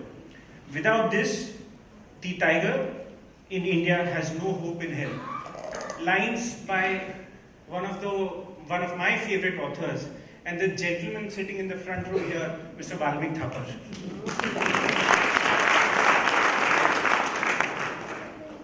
Even though we've never met, he has a very big role to play in my presence before you today. His books, his documentaries are responsible in a very large way to motivate me to do what I'm doing today. But the list of people who are responsible for my presence here today would not be complete without the following. My parents. If it were not for him, I would have not gone to the jungle at an early age, and I would have not fallen in love with the same level of passion that I have today. My family, my brother, my sister, my auntie, all of them are present here today, who not only motivate me, but they also instill a sense of confidence that you can't get without the support of your family. I must also thank, very importantly, investigating officers and forest officers. One of them is present with me here today.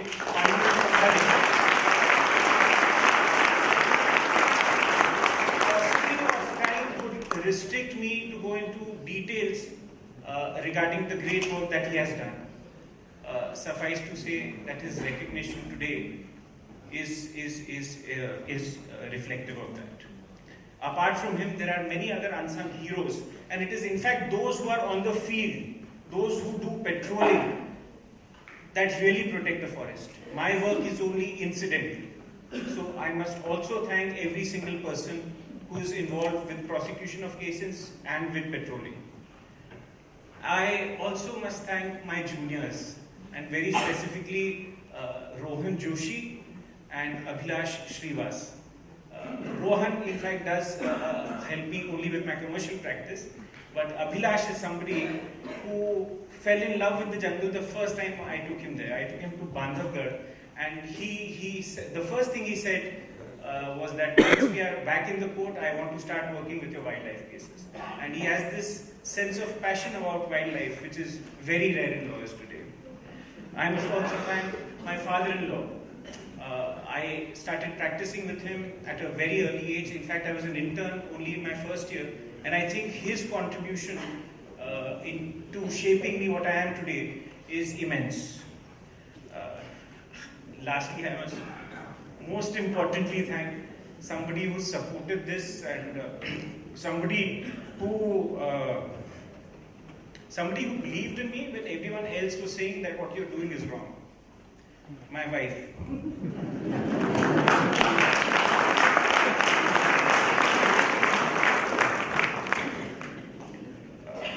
This list would not be complete without attributing at least some sense of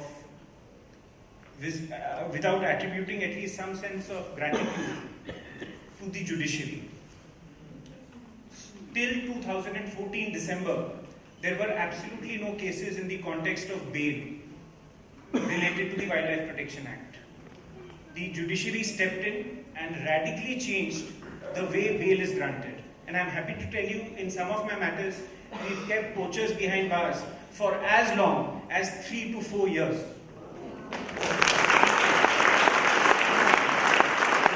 In fact, the one case where we've kept them inside the jail for longest was my first case. 2013 was the first time I was appointed as a special public prosecutor for the state of Maharashtra. And even today, those poachers who were responsible for poaching of 3 tigers in that case, even today they are behind bars.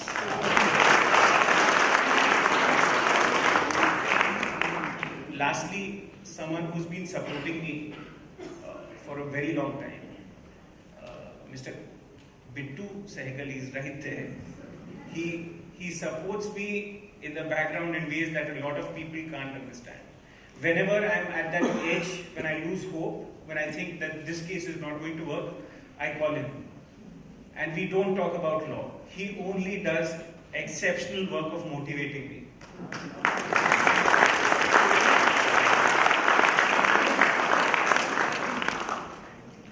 I started with one of my favorite authors, and I will end with another. This is Billy Arjun Singh in an interview that he did with Bittu. And he concluded with these lines, and I truly believe them, to the point that I'm getting them tattooed on my back. The air we breathe and the water we drink stem from the biodiversity of the universal environment and its economics. The tiger is at the center of this truth. If it goes, we go. Thank you so much.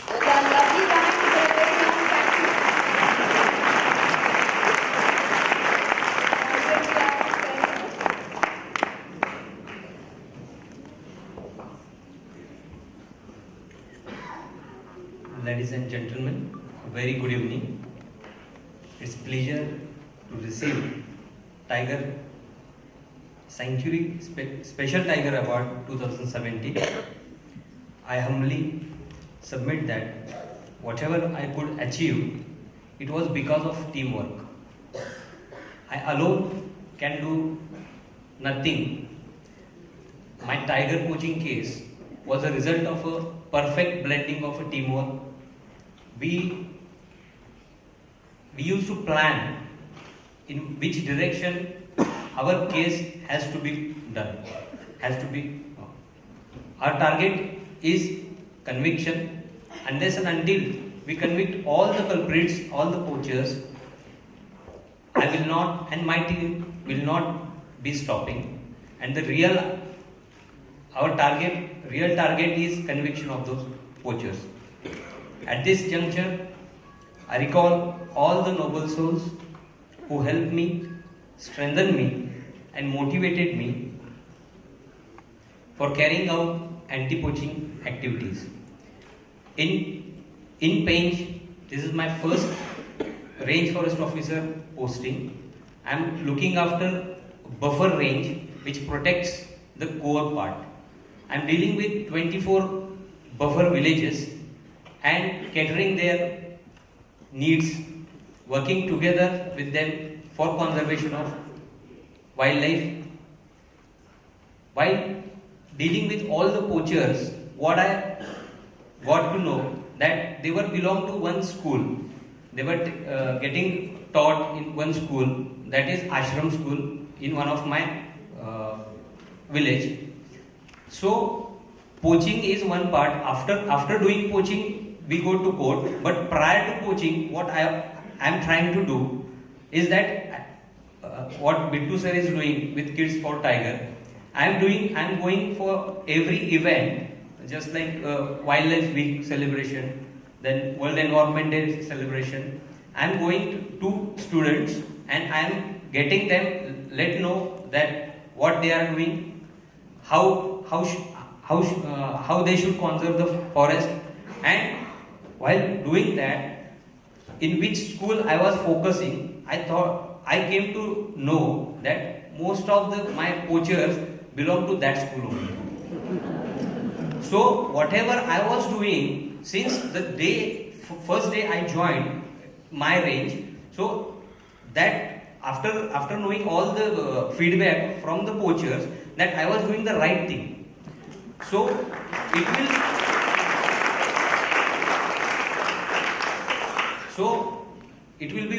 I will be very successful, or my department will be very successful in stopping those children before they become poachers. Whenever I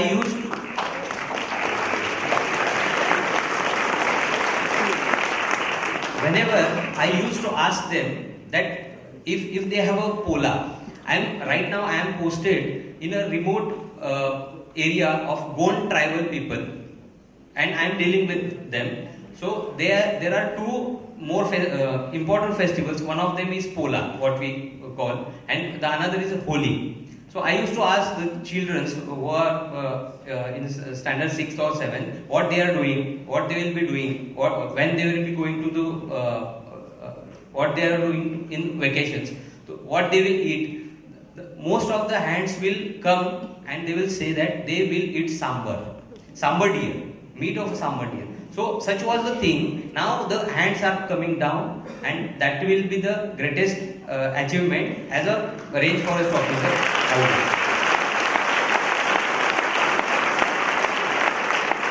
And last but not least, I thank every individual in my team, right from informers, right from the people who translate the Gondi language, and let me understand that what the people are doing, what the poachers are doing. I also thank you, Karthik sir.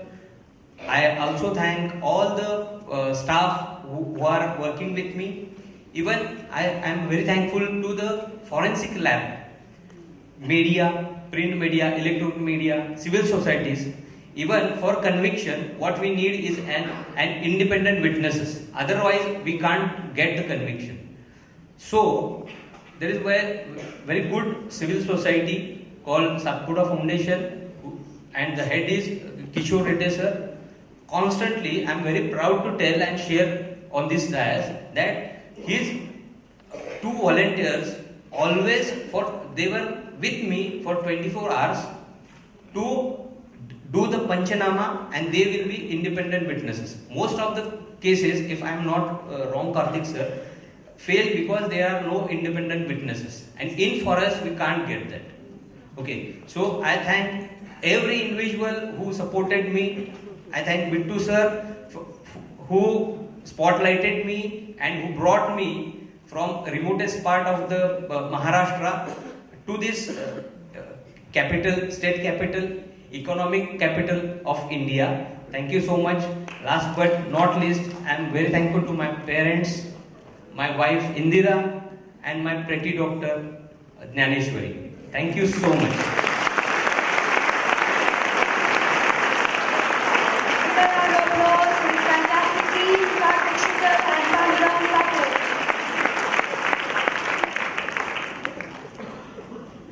Jaya Chandran S. has been at the forefront of the fight to save the Nilgiri and Satyamangalam landscapes in Tamil Nadu's Western Ghats for over 3 decades.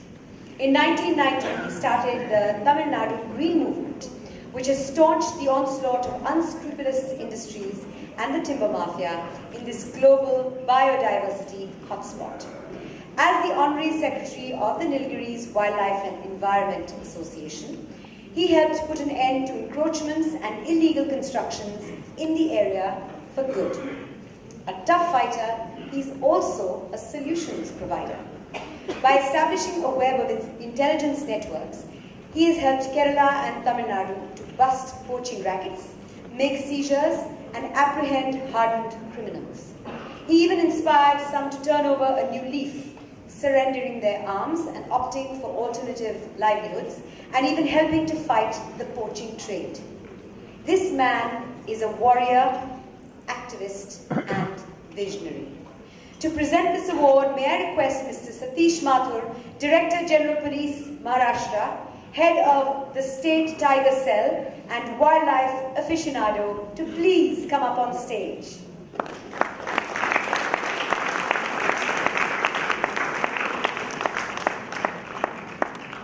Ladies and gentlemen, a Sanctuary Wildlife Service Award goes to Jaya Chandran S.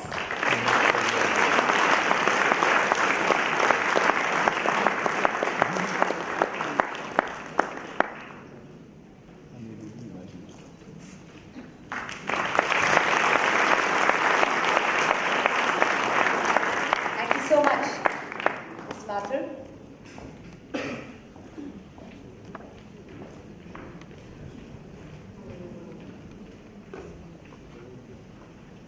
I became an activist after reading Bittu Shagal's editorial in Sanctuary Asia. I'm working more than 30 years in the field of conservation, wildlife conservation. I have handled so many cases legally and practically, some issue-oriented cases I have dealt. Out of which one of the most important story I want to tell you, that I worked with over 21 hardcore elephant poachers. They are basically from the southern part of Tamil Nadu, bordering Periyar Tiger Reserve, Kerala. These people normally go to Kerala forest for poaching elephants. 21 elephant poachers we have identified with the help of the Kerala Forest Department, and I spoke to them and I convinced them, and they left the poaching, and we started a forest protection committee called VDN, and they have become the members. And Kerala Forest Department,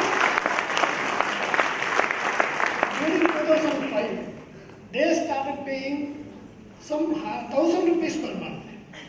So literally they were struggling. So the financial constraint at any time that changed their mindset.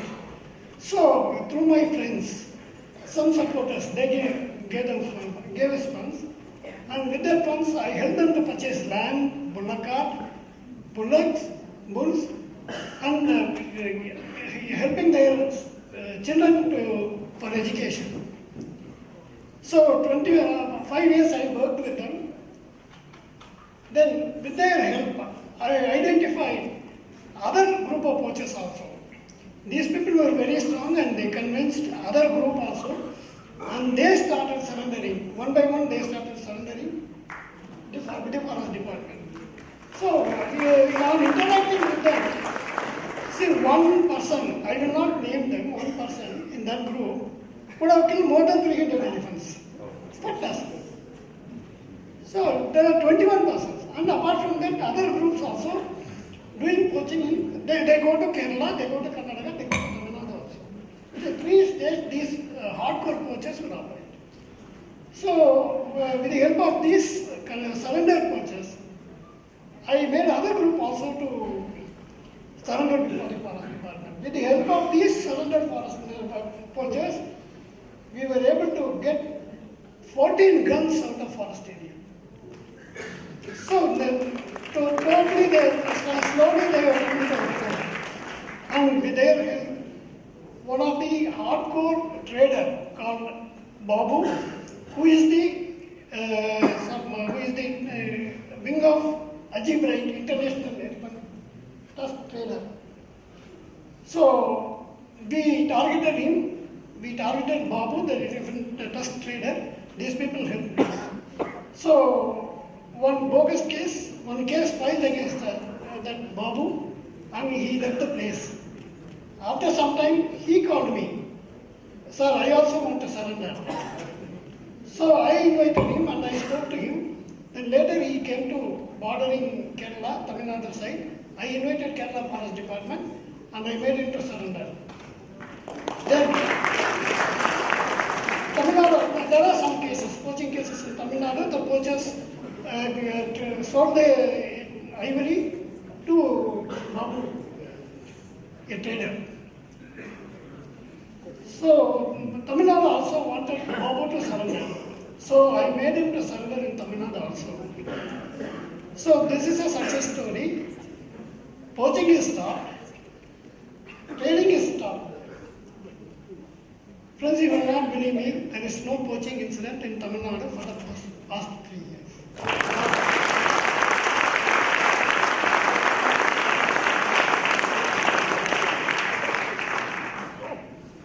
It is all the inspiration. I got it from Valmik Thapar, Bitu Shegal, and Ulash Karan, Shekhar Dattatri, and Mr. Mutanna. They are all my inspiration. They only made me to work like this. So this is a solution-oriented, practical success story I wish to inform you. And there are a lot of people with me, particularly my family, my wife, my daughter, my son-in-law, they are all here. Only because of my wife's sacrifice I am here. Clearly all the wives have to sacrifice a lot.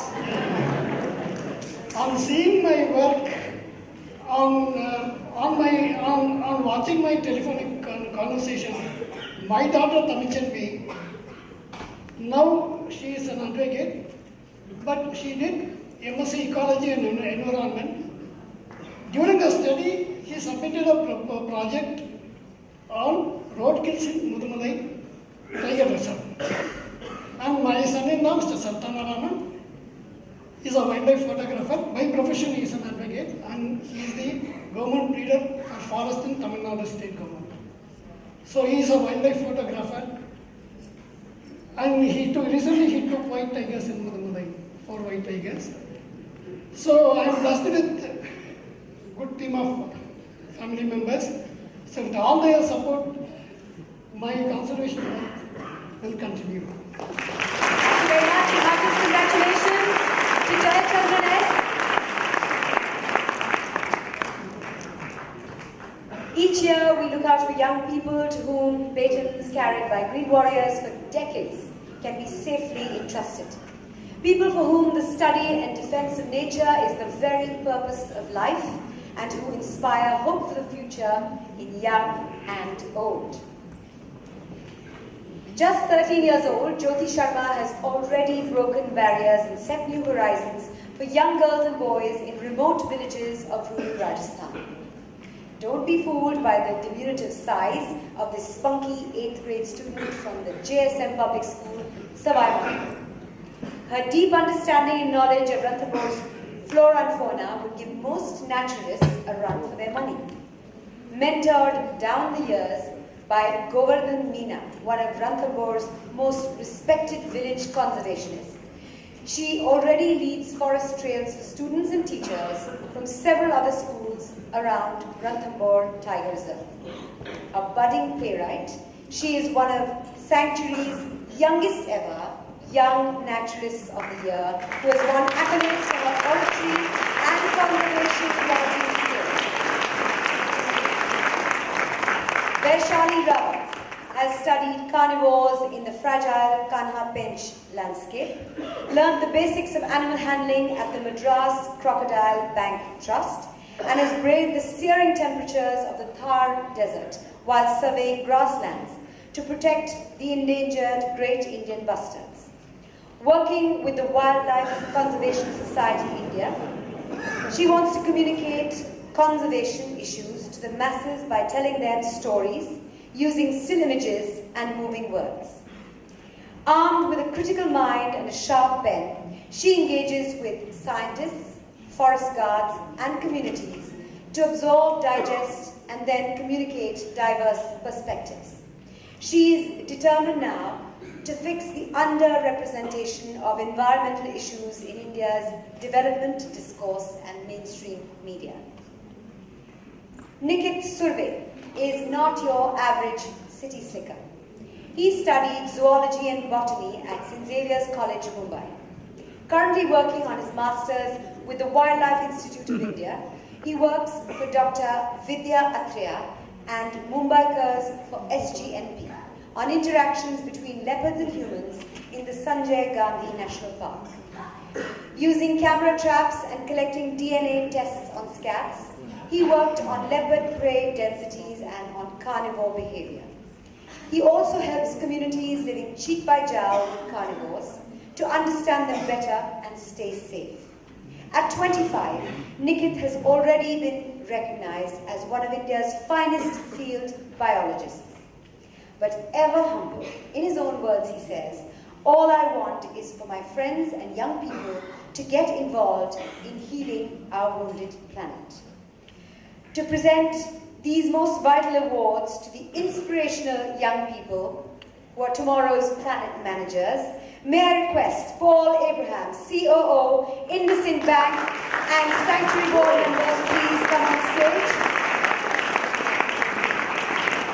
Ladies and gentlemen, our 3 Young Sanctuary Naturalist Awards go to Jyoti Sharma, Vaishali Rawat, and Nikit Surve.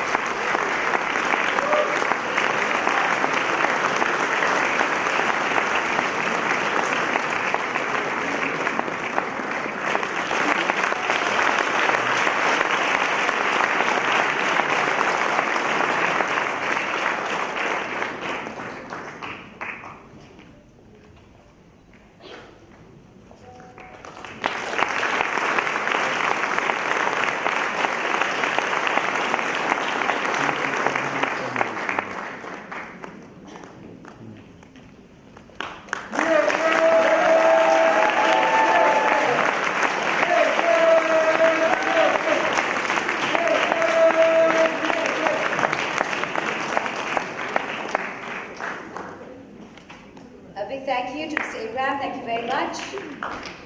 We'd love to hear from these young minds. Who'd like to go first? The youngest of them all.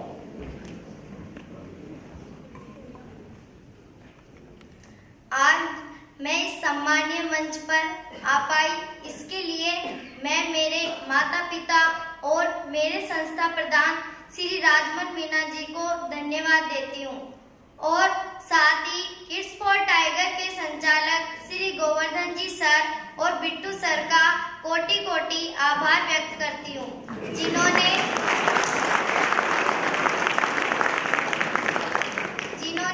मुझे one एवं वन्य जीवों के संरक्षण के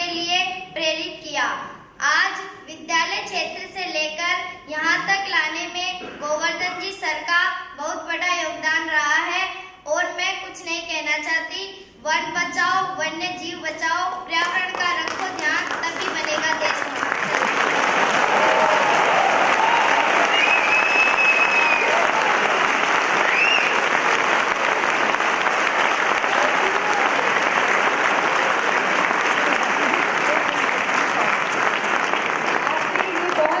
शब्दों में बहुत सारा वजन था, बहुत बढ़िया बोले आप। Vaishali? I can't top that speech. Tough act to follow. Isn't it? Thank you so much. It is such an honor to be awarded by the same magazine that introduced me to the world of reading and writing about all that is wild and free.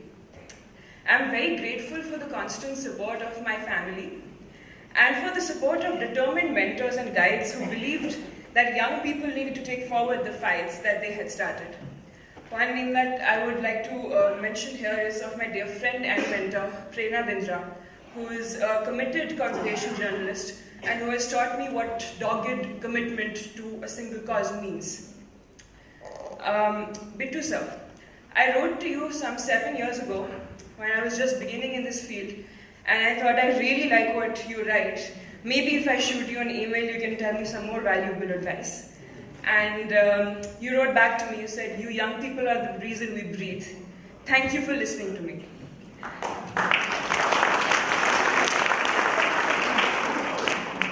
Over the years, I've traveled to forests, deserts, grasslands, amazing, beautiful places in India's natural heritage.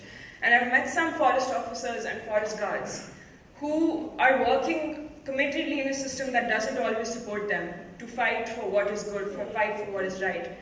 And they don't always get acknowledged. But they've always been a source of inspiration. And I would like to just put this out there that there are always people fighting that we don't hear about. I'd also like to say that there are urgent stories that need to be told about drowning and dying forests and grasslands and wetlands and wildlife that's disappearing.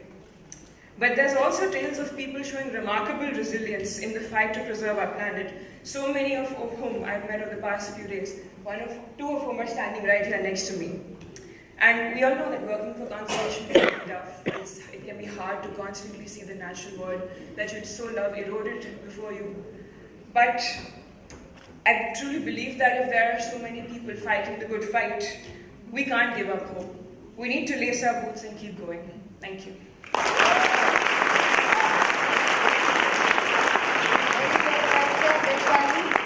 Now the ever popular Nikit, Mr. Popular, really. So I already feel privileged to get this award in 2017 with Jyoti. अब बहुत अच्छा बोले, मैं already आपका fan हूँ. So we've just started our journey, but I still have a lot of people to thank. To start with, my mom and dad for their immense amount of encouragement and support. So much so that they've tolerated me as a non-paying paying guest for months on end. And I would urge all the parents here to go out, let your children explore and support their passion, because they will go out and do wonders. Some of my family members are here, my mama, mote papa, हे सगळं तुमच्या support Mule. Fortunately, I got the right teachers at the right time, starting from my school to my present-day mentor, Dr. Vidyatriya. So, to name a few, there are some teachers present here, Radhika ma'am, Parveez sir, Samyukta ma'am. So it's very important for anyone to get a good peer, a good teacher. It would be unfair if I did not share this award with my friends, my team members. To name a few, Rohini, Johan, Julius, Janice, Orville, and a lot of my volunteer friends. I've attended this award ceremony a couple of times. Just like a volunteer, I see a lot of them here. So I thank a lot to Sanctuary and Bindu sir for, I feel privileged to come here today as an awardee. And last but not the least, I would like to thank a few leopards. It's the most adaptable big cat, and it has taught me to adapt to any given conditions, and I hope I keep learning more. Thank you.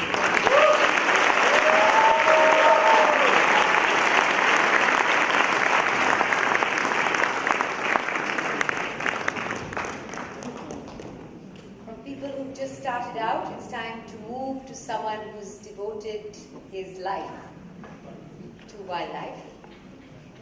The Sanctuary Lifetime Service Award is conferred each year on an individual who has spent his or her life defending wild nature. A hero we would like our children to look up to want to be like. His love affair with the tiger began in Ranthambore in 1975, when as a young man, he was taken under wing by the other doyen of conservation, Fateh Singh Rathore. Together, mentor and protege spent days, weeks, months, and years tracking the fortunes of the park's tigers and creating and implementing the management strategies that have made Ranthambore the premier wildlife destination that it is today. Erudite and articulate, he has spent the past 4 decades leading conservation battles at every level imaginable. He has served on over 150 committees of both central and state governments, where his booming voice has never been quelled by either the sloth of bureaucracy or the apathy of some unethical government servants. His formidable repetition and fierce demeanor match that of the world's most charismatic cat. A cat he spent over 4 decades tracking and protecting. A cat whose story he's taken to the world. And so it is that when you say tiger conservation, scarce is the nature lover who won't immediately think of the man we are privileged to present the Sanctuary Lifetime Service Award for 2017 to. To present the award, may I request Mr. Hemendra Kothari, Chairman, DSP Group and founder of the Wildlife Conservation Trust, please come up on stage.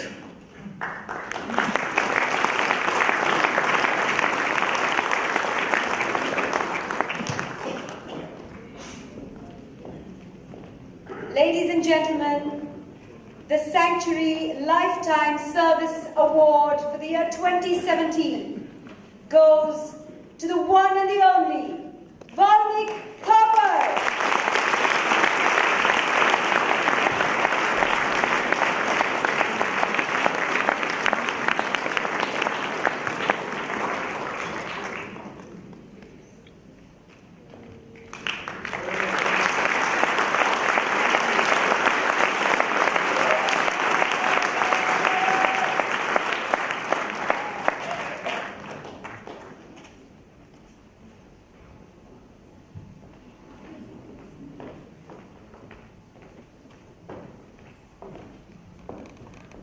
Ladies and gentlemen, awards are... Thank you, Mr. Kothari. Awards are something difficult for me because internally you have to believe that after 4 decades you achieve something. So 7-8 years ago, Bittu asked me to take a Lifetime Service Award and I refused. Something changed in the last 4 or 5 years.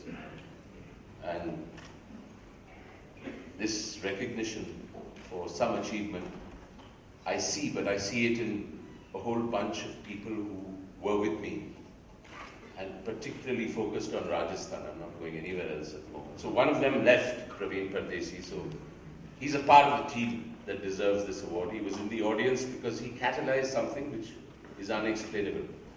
I have Jaisal and Anjali Singh in the audience. Strategically, they played a critical role in the last 5 years in what has happened in Rajasthan. And in Rajasthan itself, I would not have achieved anything without Chief Minister Vasundhara Raje, a very senior bureaucrat there called Nihal Chand Goyal. He's Additional Chief Secretary Forests, a remarkable man. And I've met hundreds of government officers. This man's fiscal wisdom in finding solutions that you put on his table, he closes his eyes and he comes up with a solution by the evening and issues an order. Remarkable man. And we have the great Dr. G.V. Reddy. He's a chief wildlife warden who's a PhD in wildlife. So he's been at the helm for the last 2-3 years. And then one of the most vibrant people who has been Dr. Dharmender Khandal of Tiger Watch. He's played a critical role. In what's happened in Ranthambore in these years. And it's this kind of team. There are many others. I can't get into all their names. Bittu's hopping because we are running short of time. It's this kind of team that pushes something called, if we can call it success or achievement. And there is a feeling of change coming. I can see it. It's happening in Rajasthan, it's happening in Maharashtra, and it will continue to happen. And epitomizing that change are two people here who are getting special awards. May I ask both of them to come to the stage? Rajveer Singh Rajawat, Forest Guard of Ranthambore.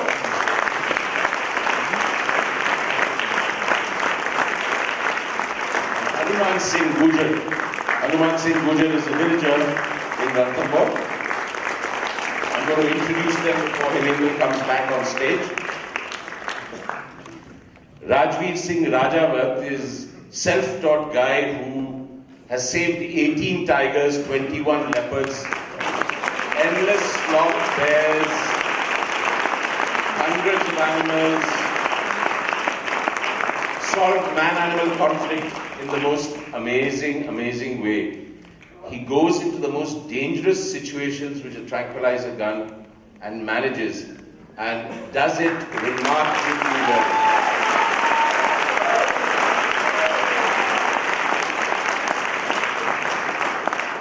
But all those little successes we talked about earlier wouldn't be possible without Hanuman Singh Gujar. He's a coordinator under Tiger Watch and Dr. Dharminder Khandal for 50 other village wildlife volunteers who live in 50 villages on the edge of the park. They are given 2-3 camera traps each, a smartphone, and they have a motorcycle brigade of 8. This program is a unique model program in Ranthambore because by 9 o'clock in the morning, the park director, through them, gets all the visuals of his edge tigers, edge animals and poachers. So, Hanuman tracked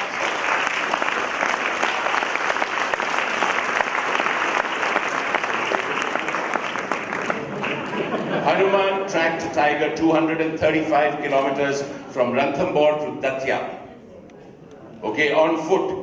He's a master at it. He's come to this auditorium because he's tracking another tiger in Ranthambore, a nice male tiger called T91, which we are hoping to send to Kota, but it's gone to Bundi walking. So they are all in Bundi. He goes back to Bundi immediately tomorrow to meet his other village volunteers. What they do with the forest guards is they form a team. So you're talking about inclusiveness of local communities. We have 50 people from 50 villages protecting the park.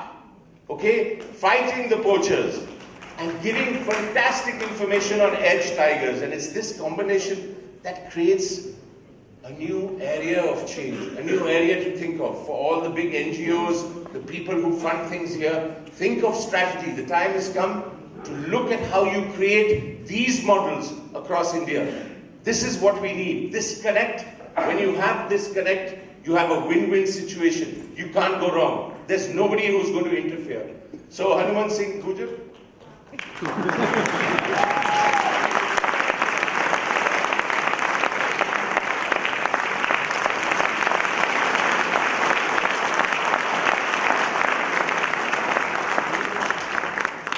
Rajveer जी, आप कुछ कहना चाहते हैं?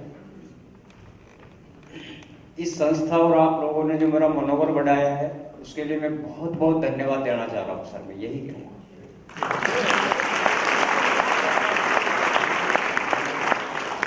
जिस तरह से हमारे रणथंभौर के अंदर पहली बार village wildlife volunteer programme start किया गया था 2013 में, तब इसको मनोबल के लिए केवल CCF साहब और धर्मेंद्र खंडे साहब टाइगर वॉच के अधिकारी, उनका बहुत बड़ा आभार व्यक्त करना चाहता हूं कि उन्होंने ये काम को आगे बढ़ाया।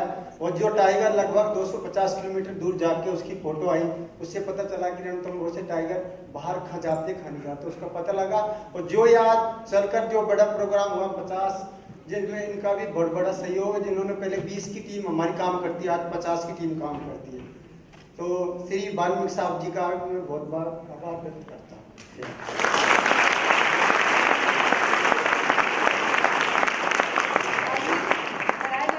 Thank you very much for accepting the award this year, even though it was offered to you a few years ago. Here we are. Ladies and gentlemen, requesting all our award winners to join Valmik and these two amazing gentlemen on stage.